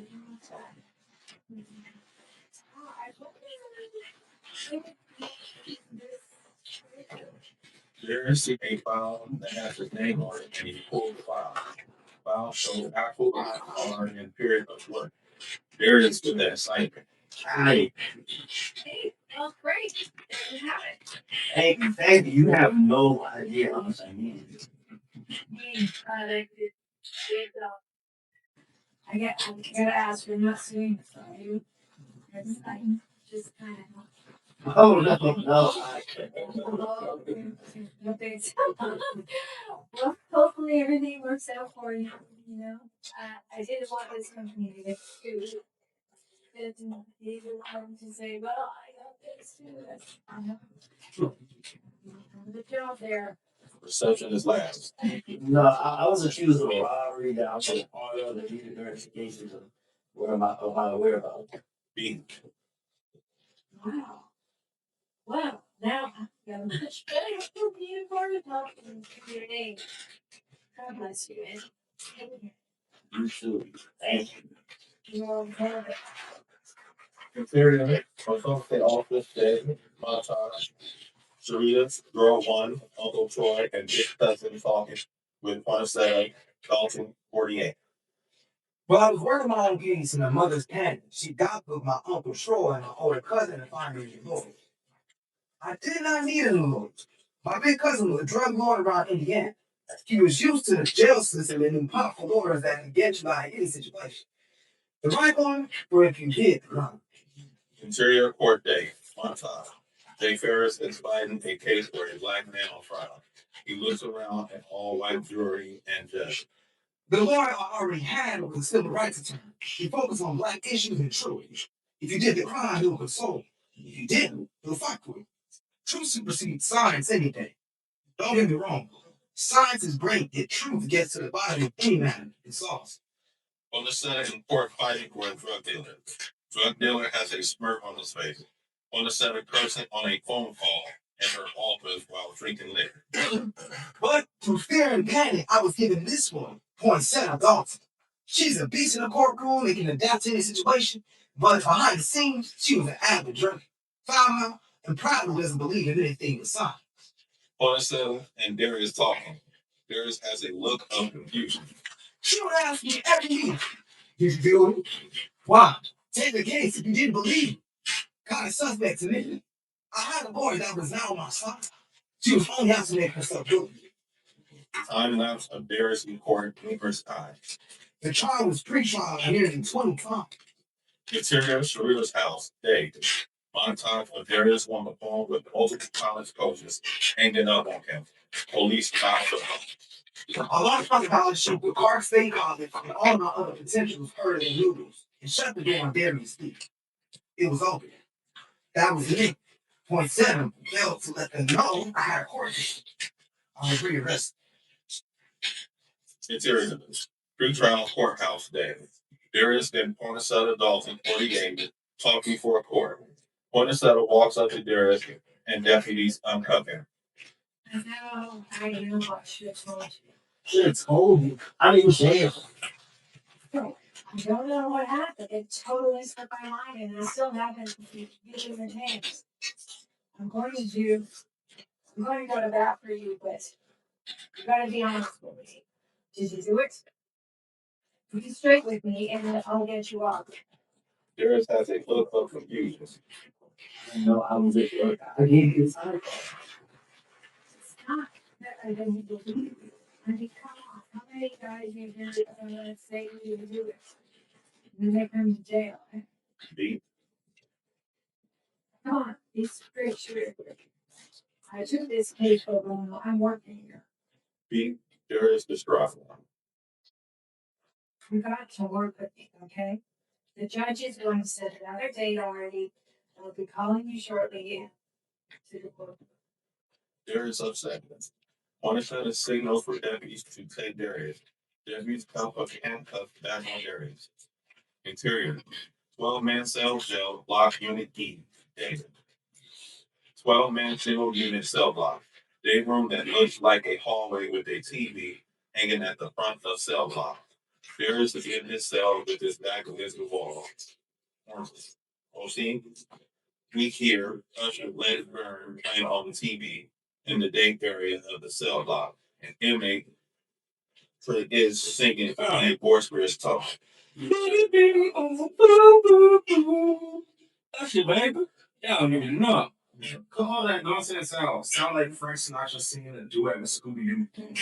All inmates laugh. Scooby Doo singing like that because you ate all the Kittles and bits, you fat boy. That's my cut. On time. Inmates in the Bronx jail.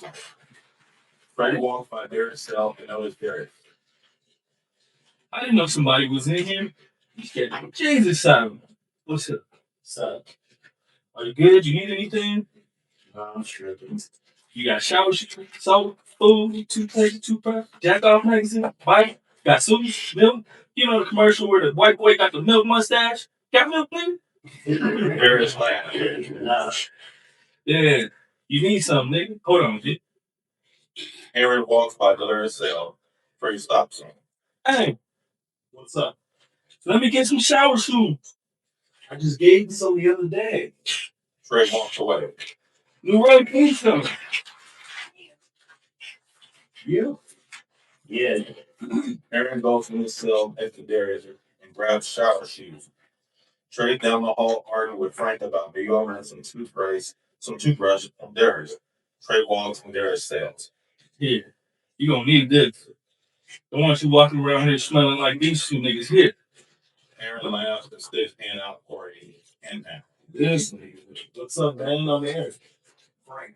Yeah. Frank point of view walks Darius around set. That clown up there is Trey. This, John, OG, Sean, I forgot his name. Cecil? I forgot names I forget names sometimes. That's Kevin. He came in a few days ago. Him and those guys are having a Bible study at night. Wow. No. OG reaches himself and grabs Bible, hands Bible to Darius. Thank you. I got 19 if you want to check them out. Just ask. Okay. Yeah, and here's some food. You got money on your books? Well, actually, you phone. Right over there. Use it anytime. Just be respectful, you know. Do you? Darius walks over to the phone. Darius calls Sharia. What's going on? Well, you had a court date on Thursday, and I was pissed. That's his name. I did? I didn't even know. I know. I'm so pissed that I'm sad. You don't have a book. I told y'all I'm done getting either. So what, are they soon? All you gotta stay in there for another two. What's going on? Darius grips the phone tight. Hold on. How am I supposed to hold on? What did you expect me to do? I'm not even following no reason. So why do I have court? I'll let you know before I get a book. Mother, did you put a $50 bill in books? Rita hangs up. Darius containing his anger and hangs up. Interior. Jail hallway holding cell check. Darius and Shane came walking down the hallway on the way to court. Cameras and news reporters trying to get a shot of another inmate who was chained up with Darius for a murder. We were put into a holding cell at court. Inmates in the holding cell. What they trying to keep you, my guy? Like, maybe chair. All inmates shaking head in disappointment. You heard that about our share. Everyone was just talking about this situation. You shut up.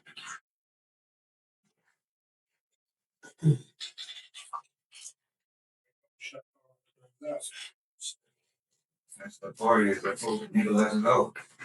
Hey, my guy. You don't mind me asking. What the hell happened? Man, okay. First off, I didn't shoot nobody. It was all in the car smoking and the AC was. Hey, didn't I tell you that's what they said it was? AC. My fault.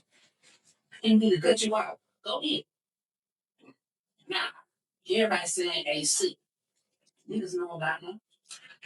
Go ahead, continue. Slide me a bill. I kept telling them let's go because old girl kept texting my phone. So I was trying to get to her, messing around with this nigga. I'm not even gonna lie, so I popped a pill and all I know, I was asleep. You know, pills be having you sleep, but all the way out. So I couldn't overhear these niggas arguing. I was in the back passenger seat. AC behind that 187. All I know is I hear a loud pop.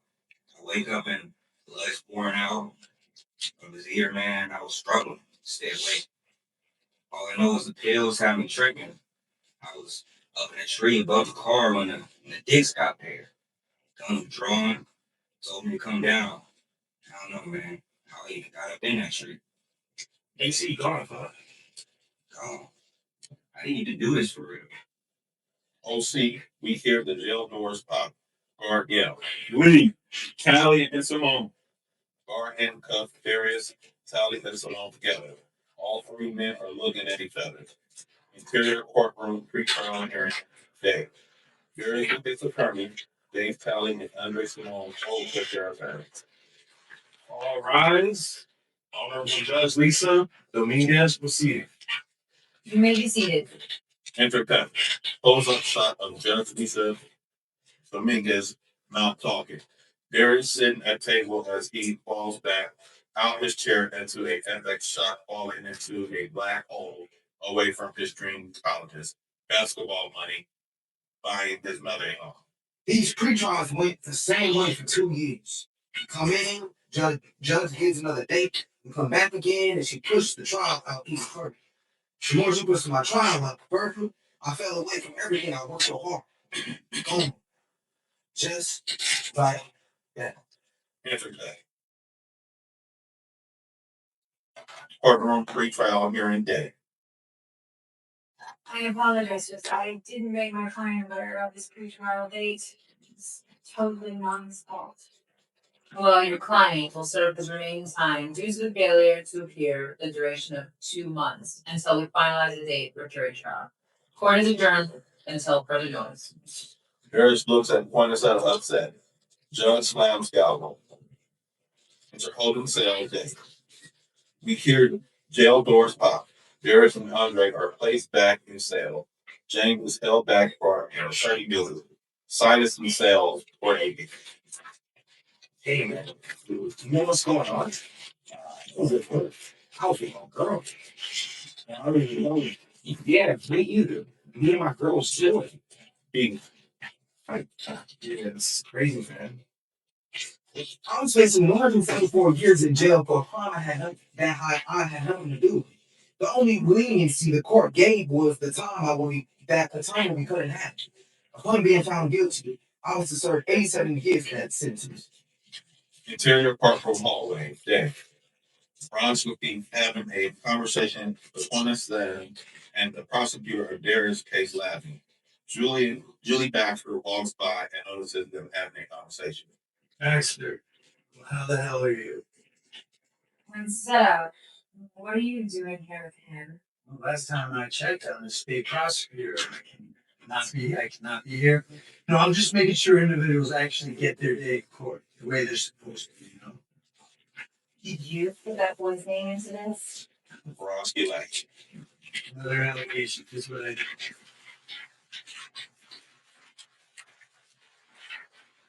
He was co-identified by the victim. He's getting his day in court like all the other criminals.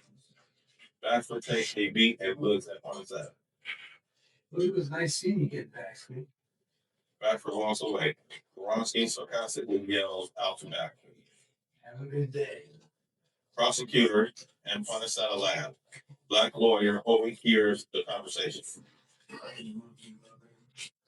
Poinsettia and prosecutor mock inmates. Oh, I didn't do it! I didn't do it! Give me a fucking break. Just give me my fucking check. Can you believe it? I'm taking this case on pro bono pro-assness. I'm only doing this because it's guilty was the president who won as a top client. Where's the all I might have missed that. Interior 12-man cell, jail block, unit E9. Frank Cooks and Forrest and Press project together. New inmate on the phone and Craig is singing Usher Let It Burn loud. Doors pop. Bye, boo. Darius walks back to his cell. Trey snapping his fingers to the music. I heard you was gay. What? Man, Usher ain't gay. That's what I heard. You a media. You go with that girl from TLC. Book. The chocolate one. Chilling. Trey stopped dancing. Well, I can go chilly right now. Why you stop? Man, the scene. Damn, you know.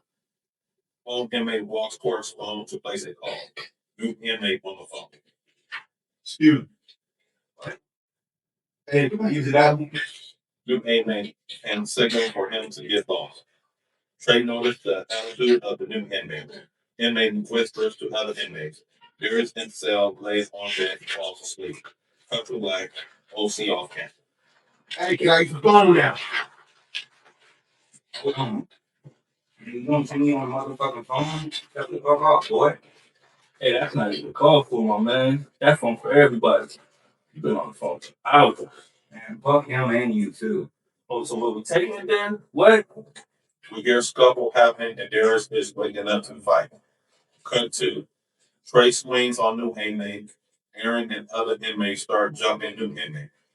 Look out for CO. Old inmate grabs phone. You have to call him back. Old inmate hangs up the phone and makes his call. The fight stops. New inmate bloody trying to get up. Don't call the guard and tell him suicidal. Get out of here. Fade to black. Darius calls his mentor Tanya. Hello? Hey Dave, how are you doing? Say that I'm very sorry. Yeah, hey, this is only a test of your faith. You need to continually praying and ignorate it. God has his hand of protection on you. The situation is normal here. I want you to read Psalm 91 and pray it with his prayer so the Lord will release you from this place. Like that. I know you have limited phone time, so it's something the Lord has in dream. There is someone in your cell that is in a cult and looking to do you harm. Stay away from them. Some Google Bible readers. I don't know who they are, but whatever you do to get out of that knot, you need to do it. Oh, all I know is the Lord kept showing me that the closer you get to your roots, the more devil will draw near you. Men in a prayer circle looks at Darius, whispering to one another. I hear you. Thank you. God is good. You're more than welcome back. You got you in our prayers, all right? We'll do. All right. Interior. Cell block minute E night. Guard is doing his rounds. Inmates are in their cells, and Darius is thinking about what Tanya said to him on the phone, and they wait to get out of the cell on time. Darius is thinking about everything he's been through. He has flashback of the look of the inmate who hit him. Through montage, we hear what Trey said to new inmates during fight, and don't call the guard and tell him suicidal just to get out of here. Guard. Guard stops. Yeah. Hey, look, man. I'm suicidal. Guard looks at Darius for the beat. Guard smiles and yells. Pop number 2. Right there. Oh, man, you going to the suicidal ward? Youngster, you don't want to do that. They don't have to be butt naked, wrapped in a rug. Well, take care of little niggas. I feel like her cat was taking her advice. She served from God, but I remember I had to try to get out of here and back to basketball. I had 8 days left, and most of them had longer sentences. I didn't need any at the time. Darius come out and say, Sit on the ground over there. Darius to sit on the ground next to a wacky man with messy hair. Guard is prepping Darius for suicidal ward. Darius stripping his clothes off as Guard spray Darius with high pressure water hose. Darius holds arm out, opens mouth for Guard hurt. Darius grabs Madden's suit and put it on. Guard takes Darius and whack inmates to ward. Interior's suicidal ward day. On time. Darius goes into a cell by himself with absolutely nothing on. Oh, absolutely nothing inside the cell. Darius endures 3 days of solitary confinement in suicidal ward. Interior. Cell block 4 every day. Darius is released out of a suicidal ward into a new cell block of me. Jenny sits on a little stool looking at church ministers on TV. The cell is quiet. Half of the men on the block are at the rec yard, sleep and have business. Darius goes to his cell, puts his mat down, and sits on bed. Then he walks to Darius' cell. Like, What's up, brother man? I'm Jim. Yeah. Where you coming from? To eat. Okay, right on. Look, we real clean around here. So if you ever need soap, shower shoes, I'm in the first cell. Don't hesitate to let me know. All right. We're gonna get through this, brother. All right? Jenny walks back to the stool to finish listening to the TV after preaching as we hear the jail doors lock and inmates come back from visits and rec yard. The Bible, a big cell was not like the other. It was men just trying to get through their business like I envisioned jail would be. Most men were keeping themselves busy. Push-ups, reading, phone call, praying, chess game, watching TV matches, stories of the family back home. The most important thing, these fellas were staying to themselves. It was as positive as jail should be. But there's forever that one. Pat walking back and forth by his cell. I just saw Pat. He wanted so bad for someone to respond to his outburst. so we can get a chance to fight some. Men just trying to get through their troubles, and here go the troublemaker to ruin the peace that was happening in the block. Most of the men would hear him, but just brush him off. The crazy part, he was the second oldest person on the block. And doing pull-ups on the bars, flexing his muscles, looking to intimidate the men on the block. Oh, this shit. Phony ass cast. Bullshit.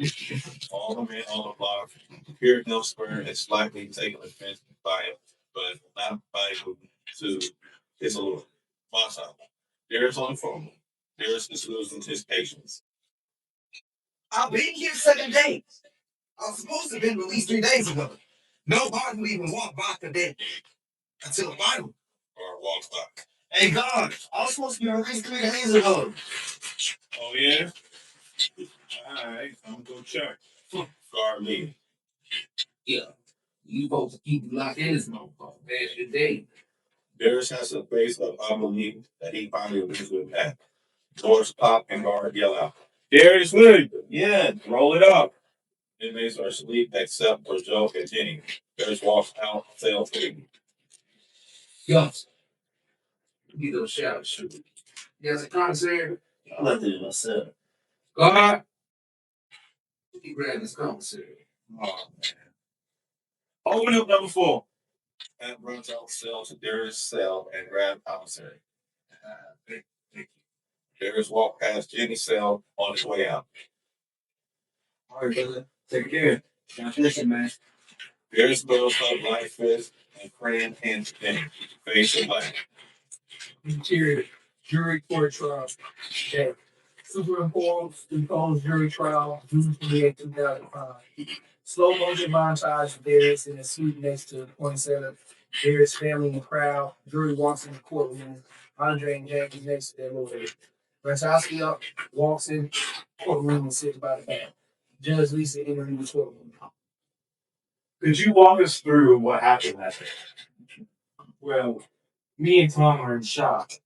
I was yelling at him about a bike. He kept preparing in my phone dream. It was my son. So I answered it. While I was on the phone, Tom says he just wanted those recolors. Jimmy takes a beat to clear his throat from saying the racist comment. Black man walking up the door. Hell, we knew what they wanted. That green old from outside. Have you ever seen these men before? Well, yeah, they came to our shop the other time asking about it. But none of them had any money, so we paid them, no, never mind. I told him, I give him the deal, I'll give him a deal on it and pull up, and he pulled a gun. The other one knocked him outside the dead. Where were you when Tom was struck? Yeah, I liked about running. I got shot in my leg. I take it, his gun, yeah. So I hobbled along, but I couldn't run fast enough. I took a bullet in my back. They beat me right there in the parking lot. Stole my bank money and ran off. One of them I knew. Well, I'm not sure, but I think the one on the far right goes by the name of Snowboy. He was the one by the door. The other one that shot me is in the middle. Yeah, I know. And the one that beat me up Tom is the one by that baby in Florida. So these are the men that did that to you? Jimmy raises his voice. Hell yeah, I'm 110%. Those were the men that did it. Thank you, sir. No more questions, Your Honor. You may cross-examine. Thank you, Judge. Ms. Harper, in your deposition, you said all of them look alike. Well, at the time I was being jokingly. Can you describe my client goes by the name Doughboy? Well, no, I don't think I identified with the one by the door at Doughboy. I believe he was the one who had Tom in there. The one who by the door I had picked out of that lineup was number 4. I'm confused. Now, you just mentioned that my client, Andre, Simon, and Simone was the one standing by the door as Doughboy. Didn't I? I don't think I did. Now I have Porter. Read it back to me. Well, Oh, yeah. Let's have her read it. One of them I know. Well, I'm not sure. But I think the one on the far right goes by the name Joker. He was the one by the door. The other one that shot me is in the middle. Yeah, That would be a no. Thank you. So you're not as sure as to who you.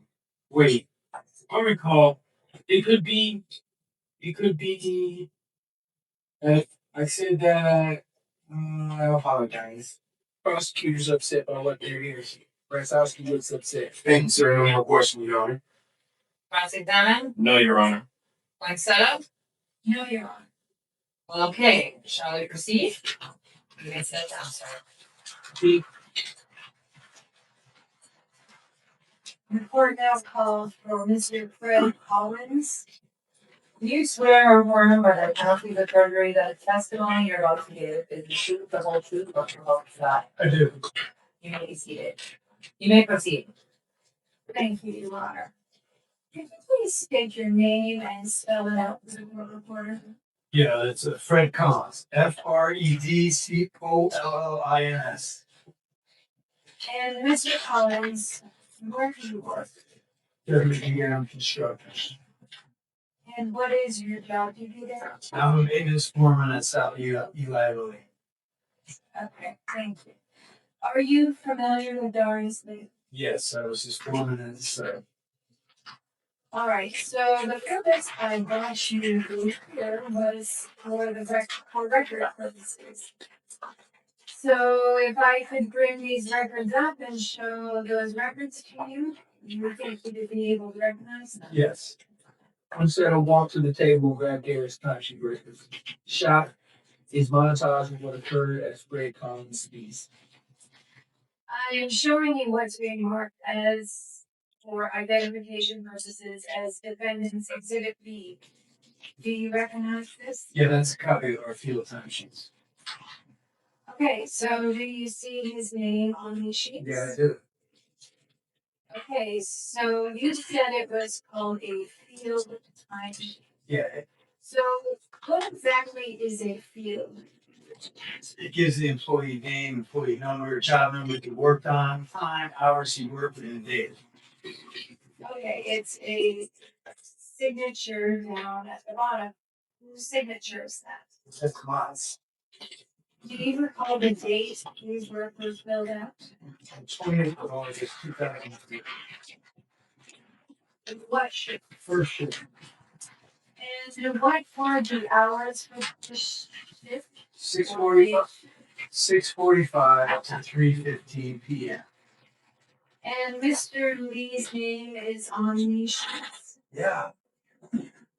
So could you walk us through an employee's day when they arrive at work? For instance, Mr. Lee.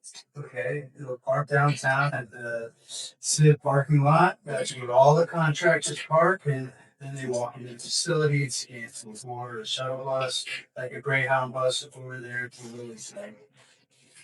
Did you work closely with our Throughout the day, but not the entire day. The trainees pretty much work in the shop house, and they're called into shadow hours work on each site. He was a temp. And can you tell us from these sheets how many hours did Mr. Lee work that day? Yeah, he was paid 8 hours that day. Someone keeps track of the time sheets, correct? Yes, that's correct. No more questions. Any cross-examination on prosecution?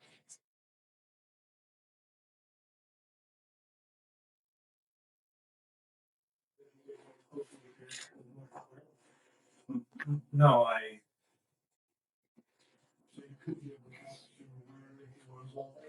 well, not exactly. Yeah, the dude delivers.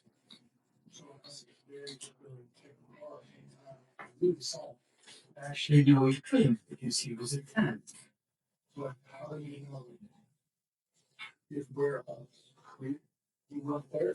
Listen, the company is a secured site. Even if Darius tries to leave the site, he had a temp badge. That company cars were not permitted to leave without being scanned in the facility and out of the facility. So he had to sign in and out to prove that. And the temps were not allowed to take the truck without the foreman's clearance. Like I said, I'm that foreman. That clearance will be the site. So We see one of the prosecutors looking at Bransowski. You mentioned the fucking car. yeah, we have company trucks with a logo on. We hear a silence in court. I don't have any objection. Defendant Dersley Exhibit B is submitted into evidence. Many people probably believe if you tell them to go to a criminal economy, probably never forget that they said you would be accurate in your identification. We know from real cases that eyewitnesses routinely make errors in their identification decisions. Human memory is quite novel.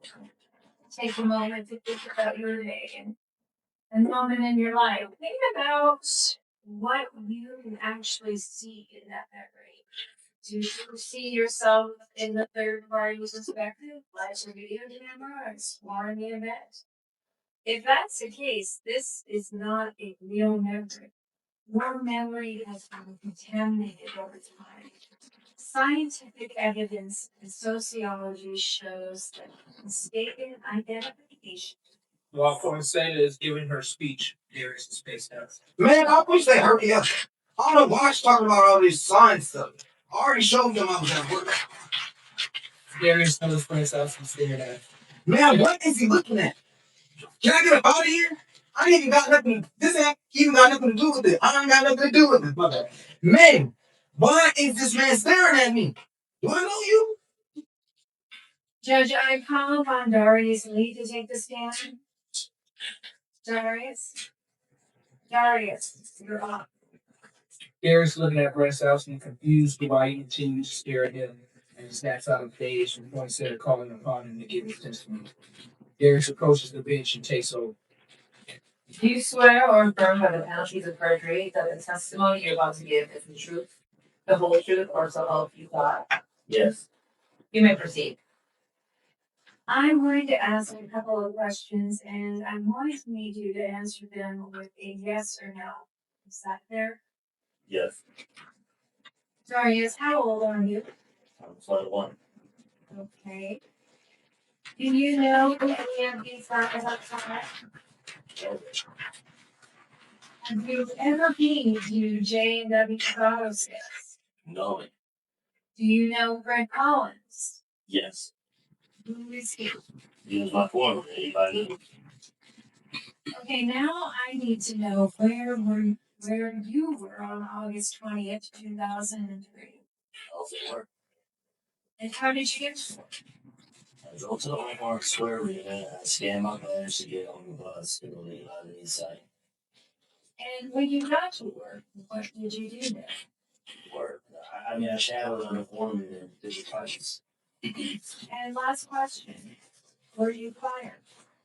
No, we were all day off. It was a temporary death. No further questions. Cross exam? You said you shot at what? You have to leave the sign at any time? Well, we had to pick up some material at the warehouse one time. That was about it. My foreman, if you want to train, No further questions. Cross exam? No, you're not. You. no, Your Honor. Okay, thank you. You may set it down. Man, I waited 2 years to come to trial just to say that. Darius stepped down from the stand and walking back to seat and Sharita both kissed the person. Jury came back from deliberating and passed results for the bailiff. Bailiff passed paper to judge. The state of Indiana versus Darius Lee. We, the jury, found the defendant Darius Lee not guilty of robbery as a Class A felony as charged in count 1 of the information signed by the fourth person dated June 28, 2020, 2005, certified with the option that the juror has not taken part in jury deliberation. We, the jury, find the defendant Darius Lee not guilty of criminal confinement as a Class B felony as charged in count 2 of the information signed by the fourth person dated June 28, 2005, certified with the option that the juror has not taken part in jury deliberation. We, the jury, find the defendant Darius Lee not guilty of battery as a Class C felony as charged in count 3 of the information signed by the fourth person dated June 28, 2005, certified with the option that the juror has not taken part in jury deliberation. And we, the jury, find the defendant Darius Lee not guilty of carrying a handgun without a license, a Class A misdemeanor, as charged in count 5 of the information signed by the fourth person dated June 28, 2005, certified with the option that the juror has not taken part in jury deliberation. Do you wish for the court to hold the jury? Jury number 1, are these your verdicts that the court has just read? Jury number 2, jury number 3, jury number 4, 5, 6, jury number 7, jury number 8, jury number 9, 10, 11, and jury 12. All right, ladies and gentlemen of the jury, thank you very much for your diligent jury service. At this time, the court is working. Thank you, Your Honor. You can go with your family. Congratulations. Darius stands up in slow motion, taking deliberate steps towards his camera. His expression is unreadable, a mixture of relief and injury count. He's enveloped in hugs from his mother's boss and family members. The warmth of their embrace grounds him, yet something feels amiss. As Darius hugs his mother tightly, he glances past her shoulders and those two figures, the other two defendants and their lawyer observing him with guarded, expressionless faces. There's a flicker of recognition and unease in Darius' eyes. Across the room, Gronkowski sits, studying Darius with a calculating gaze, his fingers steepled under his chin. Then, just beyond Brass Out, standing in the shadows near the back of the room, a man in a dark fedora trench coat remains silent and motionless. His face is partially obscured by the shadows that drift, and his presence is unmistakable, as if he's waiting for something or someone. Darius' gaze lingers on the ominous figure for a beat, a shiver creeping down his spine. The man doesn't move, doesn't acknowledge Darius is scared. Instead, he remains an impassive observer, his presence a chilling counterpoint to the warmth of his family's embrace. Darius looks, his eyes refocus. When he looks again, the man is gone, vanished as if he were never there. Glances over, unsettled, and his eyes fall on the mother of James Talbot. She sits a few rows back, her face streaked with tears. Her son James had been found guilty. Darius' expression softens as he watches her, the weight of compassion rising within him despite the relief of his own family's embrace.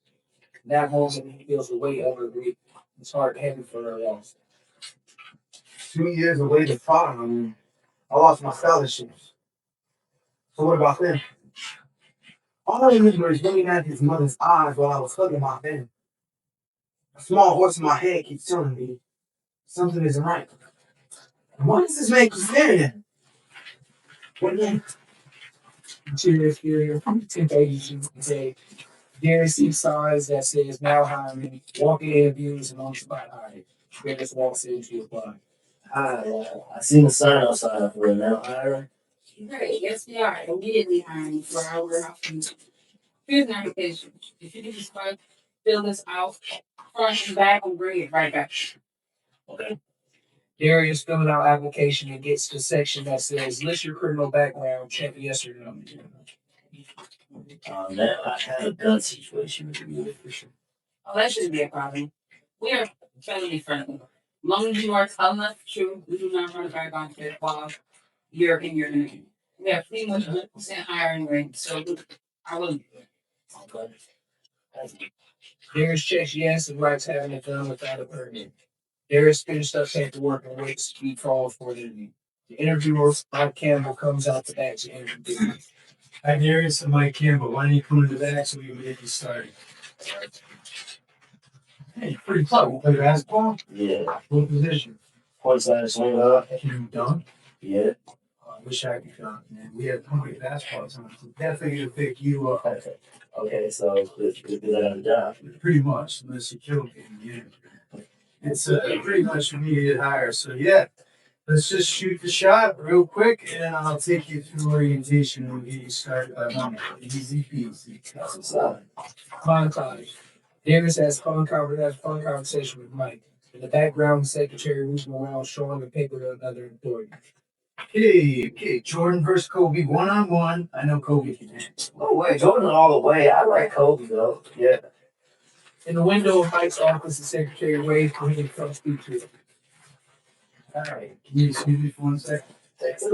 Go ahead, I'm sorry right here. Cool. Mike Campbell walks out of the room. Darius looks at pictures on Mike's wall. The photo of Mike playing basketball at the company picnic. Mike in the background as the secretary hands him the paper. Mike is appalled at the paper he is looking at and walks back toward the office. Darius talks quietly aloud to himself. Yeah, I'm sure. I'm sure. Mike walks back in the office. The secretary stands at the doorway. Yeah, I hope you don't have to wear the shorts. Man, those are too. Oh, I see. Hey, I don't have to wear those shorts, man. Those are too. Hey, man. We're gonna have to pass that hiring process.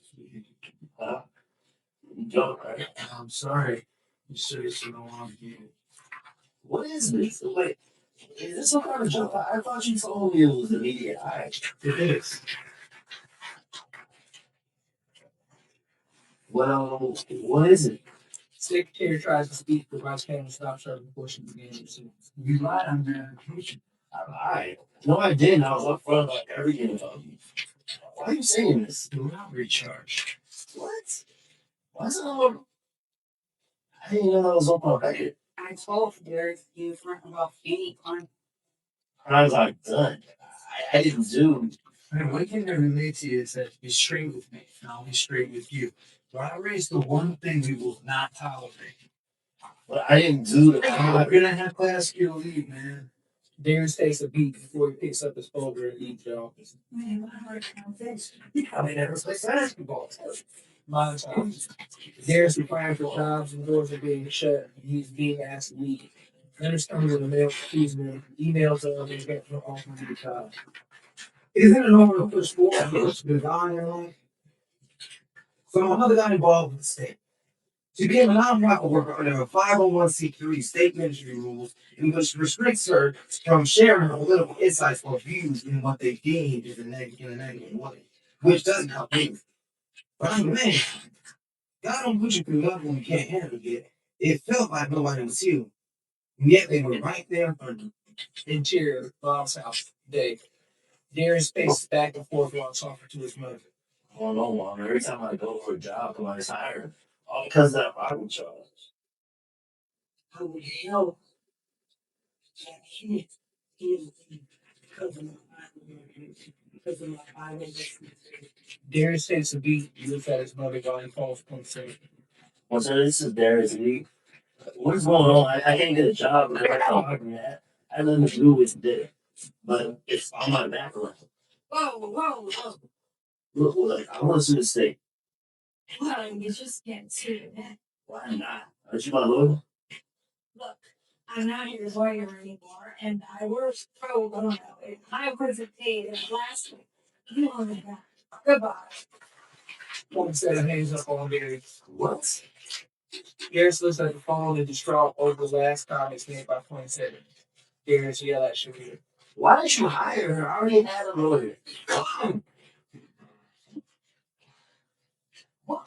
What did she say? Here, listen. What did she say? Darius paced around the house looking for paperwork.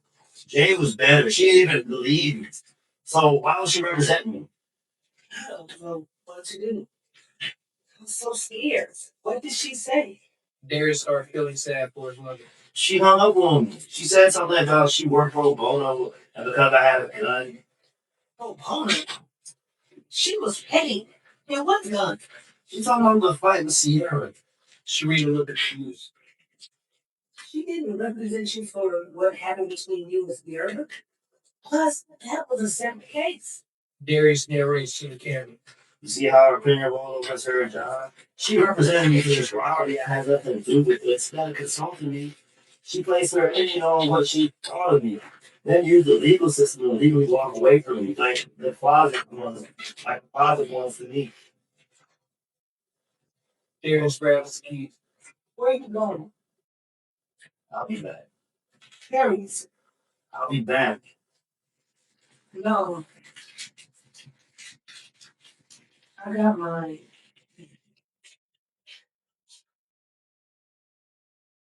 No, I got mine. No, I got mine to call her about this. But my 501c3. No, I don't mind calling her about this, but my 501c3. Darius leaves the house. Interior, city county building. Day. Darius walks to the county clerk's office. Next, I need to speak to someone about my criminal history. what courtroom are you in? Courtroom 1. And what's your question, sir?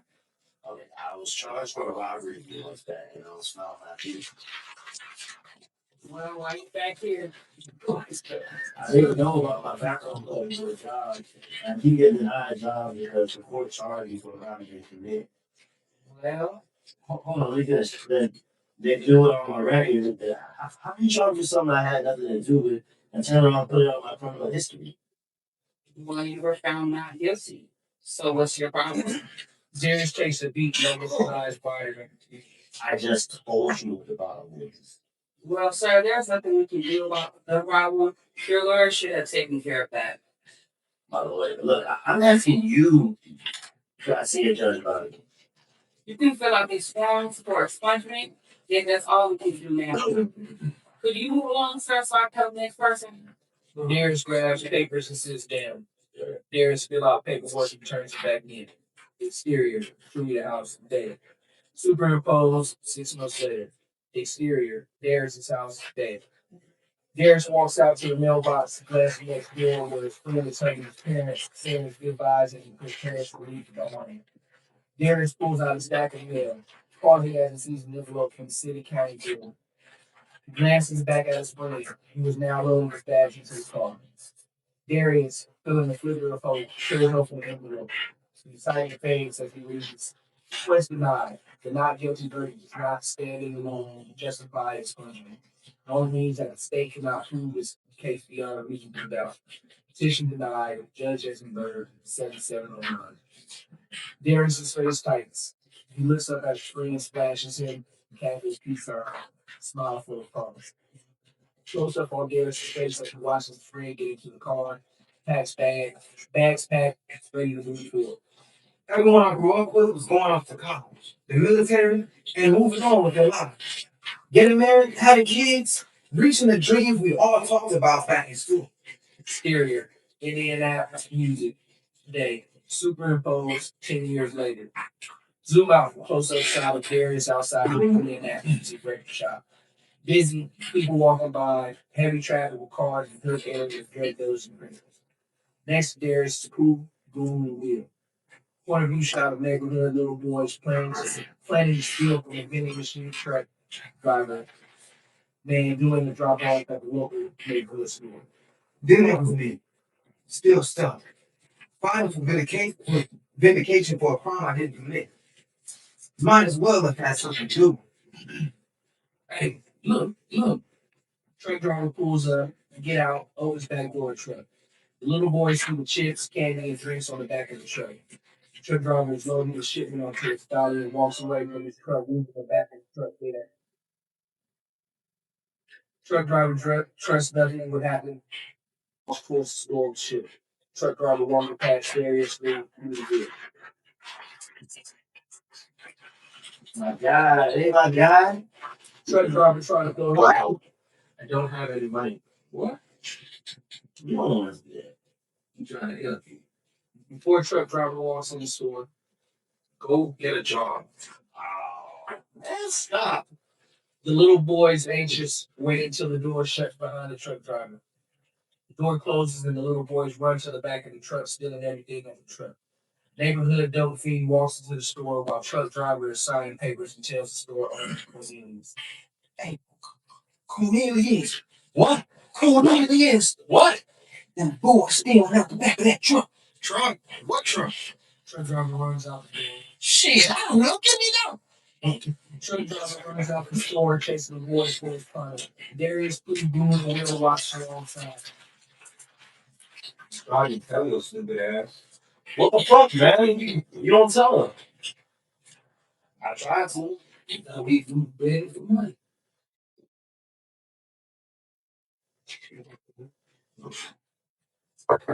That's what money ass get.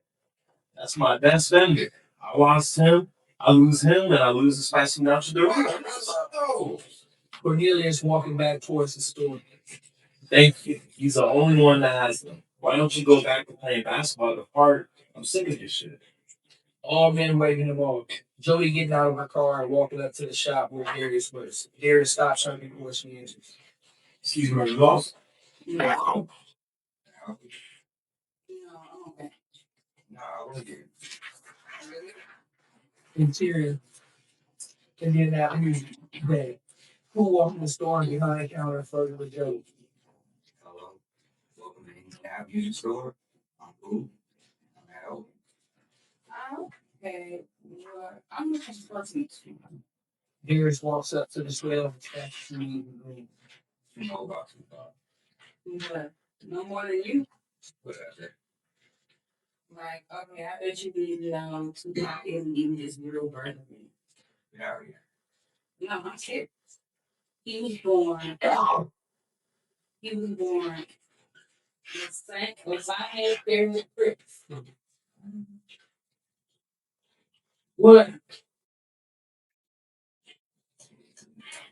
I don't believe it. Believe it. That's crazy. Nah, Darius, you know whatever you change the name. Yeah, it's good. Jody stops laughing, notices Darius' face, yet she is not sure how she knows him. Really cool. Reasonable now. All men start laughing. Yes, you did. Good reason. That was crazy. I mean, I ain't gonna mean. Alright, that sounds like you. I had about this, but Darius grabs it and hands the CD to Pooh while Jody is looking at him like she knows. Well, it's everything's getting Tupac, huh? So you don't look like you work around your parts. You some lawyer or something. well, I'm an assistant for the state. Okay. You fancy, huh? A little. No, I ain't got every album. I can never find the time to add this to my collection because I'm so hard up doing the state house work. Yeah. If you don't stress yourself out, you gotta find some time to keep it comfortable. Darius, moving Will notices spitting there at Jody. Jody smiles, looking blocking eyes at Pooh. Yeah, you're right. Hey, so I walk you to your car. You want to walk into my car? Yes, Andrew's neighborhood. Okay, bye, guys. Oh. Jody takes one last glance at Darius while walking out of the school. Look at this jungle fever Negro here pulling him a snow bunny. Look at this. He ain't never going to jail. Hey, Darius, maybe she could raise your hand so you can get your paper up like you're supposed to. Interior, Indianapolis music night. Darius is closing down the shop and counting the money, locking in his savings. He takes $40 out of his drawer for a getting paid. We see him kind of stressed out by the low raise. Exterior parking lot of Indianapolis music night. Darius locks up the doors to the music store and glances to his right, spotting Jay Ferris getting out of the car. Darius raises his voice, calling out. Mr. Ferris. Well. They're listening, right? That's right. Have you heard of Mr. Ferris? I'm good. What about you? It's all on the shop, the music store, $40 a day. 40 a day. Not paying with your hand. I'll leave you. I'll ask you something. You're not in trouble, buddy. I'm nice. That's always in trouble. All right, kid, lay it on. Well, you remember calling me about a robbery charge, asking me if I was involved? To be Yeah, nigga. So what's going on? You remember how you were on the way after that? I ended up with one setup. She's well. Let's just say she doesn't mind slipping hands at the end of the state. That was your call, but I figured as much. No need to apologize. You were a tight spot, punch that got skills, but justice, not so much. Since that charge, everything's different. Hold on, charge. You were found guilty? No, it's not. And why are you talking about this? They trying to prove the robbery, even though I was found out guilty. And now that charge, just the charge, is still on my record. I can't move on. That's why I'm working here and making $40 a day instead of playing ball somewhere. Kid, you tell me one better than ball through. This is why you sucking. Yeah. figures. And those folks have been messing around fighting for ages. And listen, you can't sue them, at least not around here. That's all I want to ask. You know, this is the little gang in the law. Harass, control, lock up anything black and moves through freedom. And this is how it works. They charge you, doesn't matter. If you're innocent, here's the kicker. After they arrest you, you got 90 days to file a tort claim. If you feel you've been wrong, that's how they keep the lawsuit going. What's the for again? That's a permission slip, sue the city, basically. You have to ask their blessing to take them to court. So I have to get that tort claim. You're the kid. You only get 90 days after your arrest, no problem. He played you. Almost said it should have been on top. But in our world, it's just too bad situation. They're like you're supposed to know all these laws ahead of time. Like you claim to be accused of something. Darius was defeated and thrown the unfairness. Oh, and that's something. Made a mistake because I'm sure you paid for that. So the time you but you I'm here. Call me anytime. Maybe we can shoot some movies. Still got a little game left. This is right here. Maybe more than nothing else. Interior, Darius' mom's house, pool party, day. Darius sits on the couch, eating cereal while on the news. Screen shows footage of protesters gathered outside the Sweet County building. Banning Brenthouse was removed from office over allegations of illegal campaign funding. Darius has a cell phone to his ear, talking to people. Oh, I gotta get that hands with something. Sure. That's rough. Trying out with you. I kind of hate it, but I don't want to be able to understand on the record. It's just all that. Yes, man. Look, Julie and I have been together a few months now. I'll ask her about your situation. See if she got any ideas. Guys, a spot later. Appreciate it, bro. That's a friend before. Oh, yeah. Don said he's stopping by the shop tonight. That he needs to talk to you about something. He said, oh, Yeah. you there, Darius stands up, watching the news footage of Roman Arthur. Touching interior, whose bedroom continues. Who lowers his phone, glancing over at Jody, who's lying next to him in bed, watching him with a curious look. Jody looks at Pooh concerned. What was that? out there. He's always caught up in some mess. He had all these scholarships lined up. He even bought against LeBron James back in the day. The underdog was hustling and some robbing charge he had nothing to do with it. Hit some, I don't know. He was at work that day, didn't know anything about it. Found him not guilty, but the state charged him, stuff on his record like the same. Robbery charges. You believe that? Not with record. Yeah, because of that, every coach pulled out. Scholarship vanished. His name dragged through the mud. He can't even get a decent job or join the military. It's like this one thing just locked him into this light. And he's one of the hardest working guys I know. So anything it's insane. And what's even crazier, he tried to get it expunged, right? Because he was found not guilty. He became the judge actually sent him a letter saying that not guilty just means the state couldn't prove it, not that he didn't do it. How does that even make sense? You couldn't prove it, couldn't prove it because he didn't do it. And now these people make him enforce the laws. If it's There's something what? I'm telling you, pregnant already. Boy or girl? no. It's not that. Just please don't be mad at me for saying this, for not saying this. What did you tell? I thought I recognized him when I first saw him in the shop. What? Don't tell me you're there. No, nothing like that. So listen, I closed my job when he was standing. Darius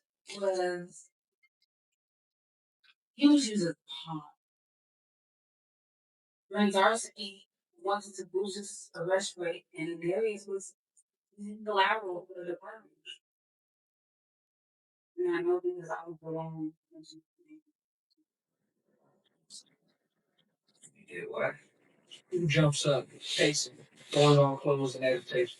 Listen, it wasn't intentional. Darius had a minor gun charge with his cousin. After he completed his operation, Borowski decided that it wasn't enough. He pushed to have Darius battles with some suspects and a riot. I didn't know. We. I mean, the people working under Brzezowski, people like me, we don't have any control. He's backed by the wealthy sponsors. Powerful people keep him in office. And his arrest record maintains his influence with politicians, church leaders, and even community members. It makes him untouchable. And some of these people, they're close to Darius, and he'd never even know. I'm so sorry, Cool. I was just following orders to put this file in the murder robbery section. If I could take it back, I would. Damn right you would. Once. What do you mean? Don't tell Darius. I can't just walk up to him and say this. I'm Brzezowski's assistant. I lose my job, Cool. They track every single move I do. Forget that. You owe him the truth. I'm doing this now. Thanks. Jody looks inflicted, but Pooh grabs her arm, leading her toward the door. Interior, they have music day. Darius, Moon, and Will is working in the shop. Loretta Scott King was Mel's fine. there. I want to pull something so hard. Had to be that $9 statue. Shit. That's the case. I'm gonna start getting my head. Who walks in the door with the grass on for his own? Let go. Oh. I can see what's going on in here. Who turns around, closes the door, and locks the store. He flips aside to close while the customers walking up. Hey, what you doing, Will? I'm back with new clothes. Tell I didn't lose my job. him. I give a fuck about your job. Tell him. Hey, Pooh, shut up, man. Here, you know what her punk ass employee did. He. Jody, you need to tell him why I will. Joe Brzezowski says you love. Who? What the hell is Brzezowski? What you talking about, man? Joe Brzezowski, the state prosecutor. Jody works for him. Tell him, Jody. See? That's what happened when you started dating them, my girl. They'll start with a small because interest. Tell him, nigga. She works directly with him. She's his personal assistant. The personal assistant to him. After that case with your cousin happened, Brzezowski has some type of vendetta against you because the judge didn't give you the time you thought he needed. So Jody here was instructed to put your picture and file a list of murder robbery suspects. It's a small world. Yes, her. Hey! Darius looks at Jody. Is this true? What do you mean is this true? Yes, it's true. I'm sorry. Oh no, it's real. Darius begins having flashbacks to Brzezowski looking at him at court the day he was found not guilty. Darius looks at Jody and leads up his door in the parking lot. Who walks behind him? I'm sorry. It's over, man. Don't touch me. Darius was supposed to be in it. So you telling me we put these dusty CDs up this whole time and you could be on a yacht with PG somewhere? Jody looks at Will. Will takes a beat and growls at Jody. Stereo. Parking lot of Indian music. Dead. Look. That was. I need to find it. Oh man. That's the same reason you're in this situation. I may have more chances, man. He didn't kill you. Which means you're still here to make something out of it. No. No.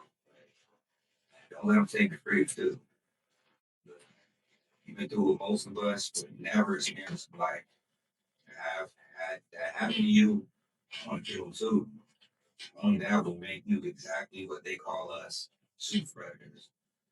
Remember, the news used to say about us in high school, God still had us prevail. Remember, Coach told him back the letters, God still found a way for you. Be God's out here. Small G under a big G. They never always back. We work in progress. no matter what. And continue walking in his way. Because in his time, all things are made perfect. And they lied on Christ, charged him for a crime he didn't commit to. No fight. Darius and Pooh both laughed. Remember when you was little and your mom told you to take me in the house and the bird went in the gutter? Yeah. Everyone thought the bird went in the house and you was scared to go in the house. Go in because all the kids against you. The bird went in the house? Yeah. You went in, right? No bird. Don't let these folks convince you to do something that yourself. You see something break. Not careful. Down. Just like Mal. Just like Mark. Just like Price. Because he was black too.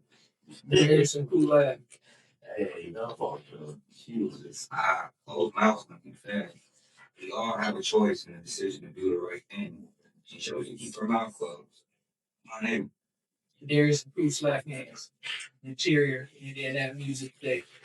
Darius and Pooh walked back toward the store and the owner of the shop, Don Jacob, 40, pull up to the store. Don is the owner of Indiana Music. This man got money. We never knew where it was coming from because MP3 and downloads was trying to take hold. Nothing but dust on these CDs. So, how is this man so petty? We didn't ask no questions. We just told us it. Got something new. Unbeaten, just see. Put them on shit. Everything all right? Yeah. That's a boosted CD set. Well, Damn, that's what I like to hear. So them sounds here looking good. Yeah. Cool. Cool. Darius, look. I'll be back later tonight and pick up that bag. Jody walks out the store. Nice, Joey. Darius looks at Pooh, who whispers under his breath. now. Damn. What you doing over here? Oh, I was just in that neighborhood. Yeah. See. Tupac, Yeah, we just saw last couple of months ago. I had one to take you walk. Now you go to down to you. Fellow, take care of me. Yeah, so Darius, I'll be back tonight in that bag. We gotta talk. Peace. Don gets in the car and drives away. I can't explain. I don't even know. You can call Cab or Brandowski to give you a ride back. Pooh and Jody and Bob argue. Both walk back into the store. Darius takes the Jeep and stands outside. I don't know what was going on, but I had the same feeling I had when I was found out guilty from courtroom. Darius walks back in the store. Here, Indiana music tonight. Darius is at the shop. He's alone counting down the register. Don knocks on the door. Darius opens. What's up? So, Yeah, that might come through, baby. How we do today? So, Woo! Who said baby sitting it off in this? Look, Darius, you been holding things down for me lately. I appreciate it. I'm gonna give you $40, okay? man, thank you. Nah, thank you. You keep holding it down, and I'm gonna bring you up into my world. I don't think. Don't think about it. Do me a favor. You got $40 from the set. Code is 33, 23, 32. That's the jersey number. Scott Pitt, Michael Jordan. Scott Pitt.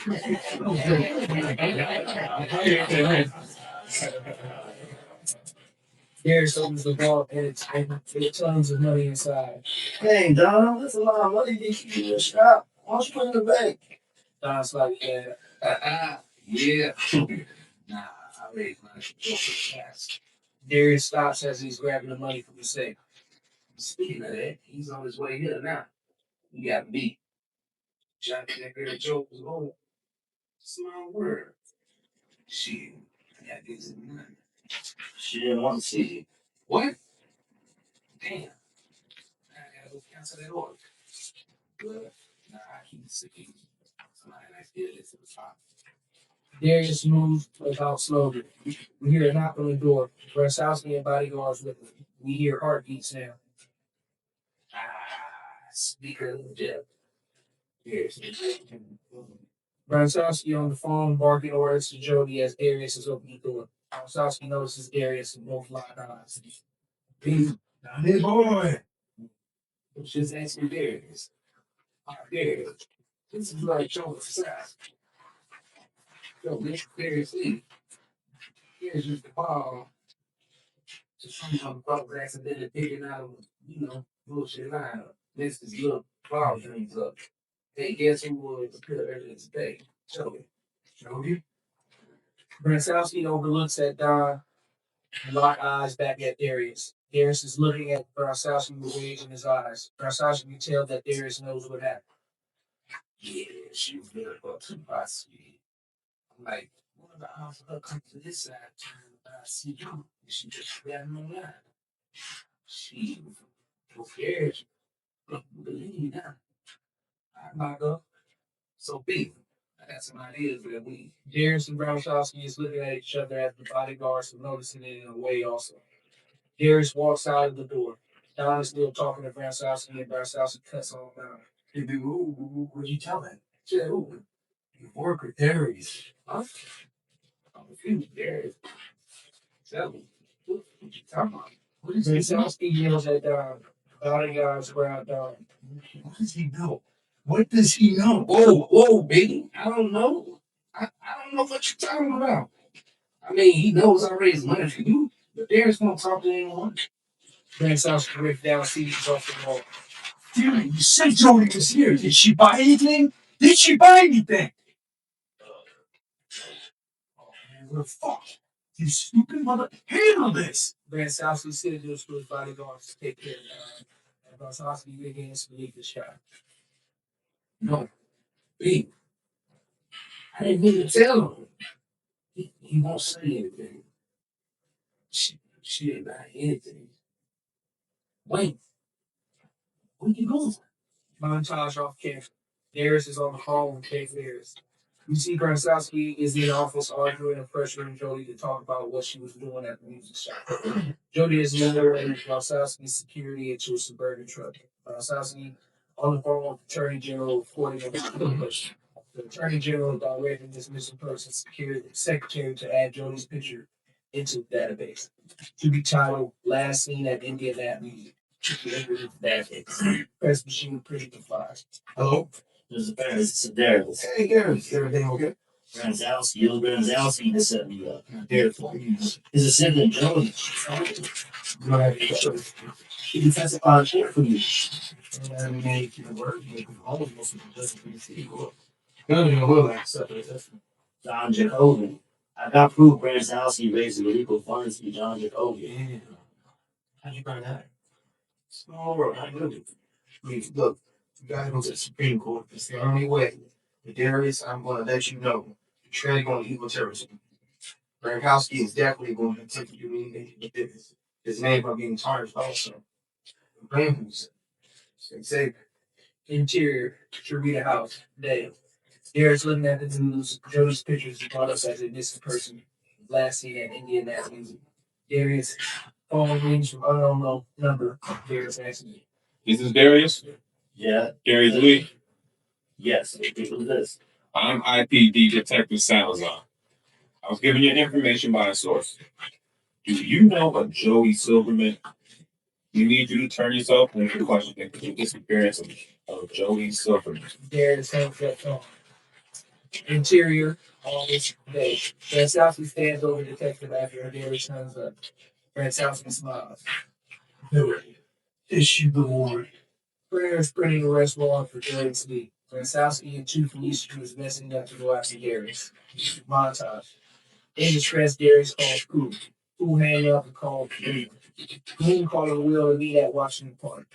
Darius peeks in Mom's room and notices that she is asleep. Darius kisses her and he looks outside. Police are pulling up.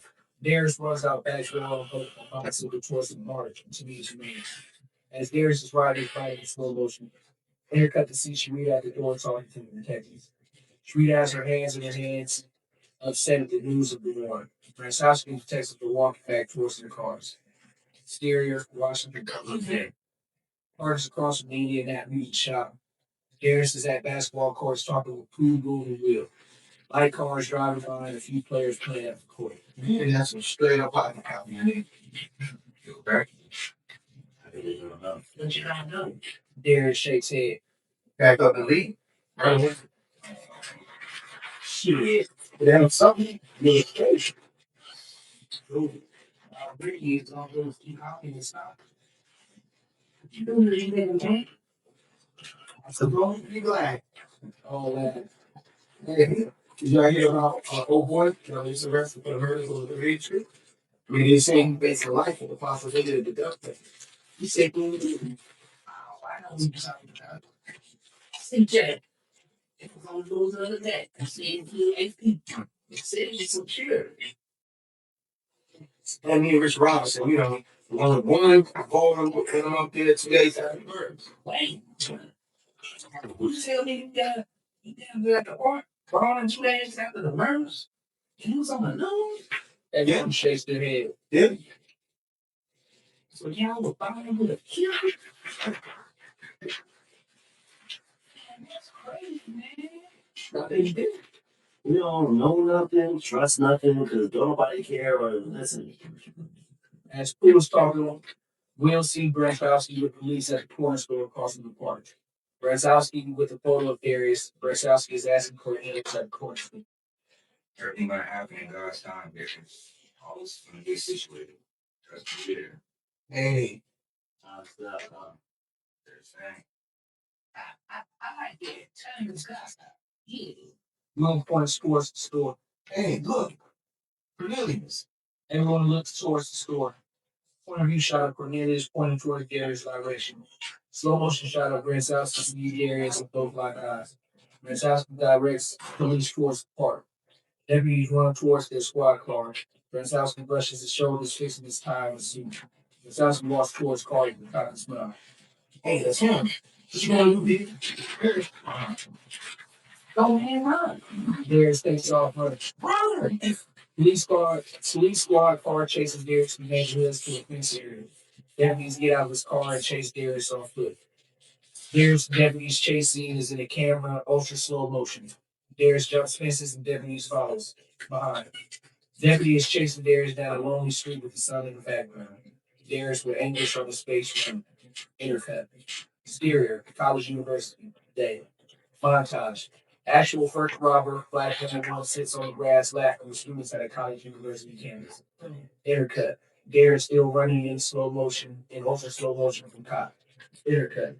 Exterior. Outside downtown high rise office today. Third robber. Black man 3 leaves a successful business meeting talking near downtown business office with a client, shaking hands and smiling. Intercut. Darius still running in slow motion from cop. Intercut. Exterior, park ice cream truck. Day. Second robber, black man 2 at the apartment of his wife and daughter. 4. Buying her ice cream. He smiles while walking hand in hand with the standard video park. Exterior, street, midday. Bears runs in slow motion. Dressed heavy and desperate, eyes darting back to see the cop in pursuit. World roars rumble. His pulse pounding at his pants down the dimly lit alley. Cop halts, reaching for his waistband. Pulls his gun, aiming steadily at Darius. Stop! In an instant, the gun discharges. The bullet cuts through the air, striking Darius in the back, piercing through his chest in an agonizing slow motion. Blood sprays forward as Darius collapses, face first onto the gritty pavement. In the shadows nearby, an ominous figure stands. A man in a black fedora and trench coat. Dark shadow as his face, obscured by the hat skirt. He watches the scene in eerie silence, unmoving, his presence haunting, as if he's been waiting for his next exact moment. Cop pushes his gun and steps confidently unbothered. Strides towards Darius' motionless body. Fades left. Yeah.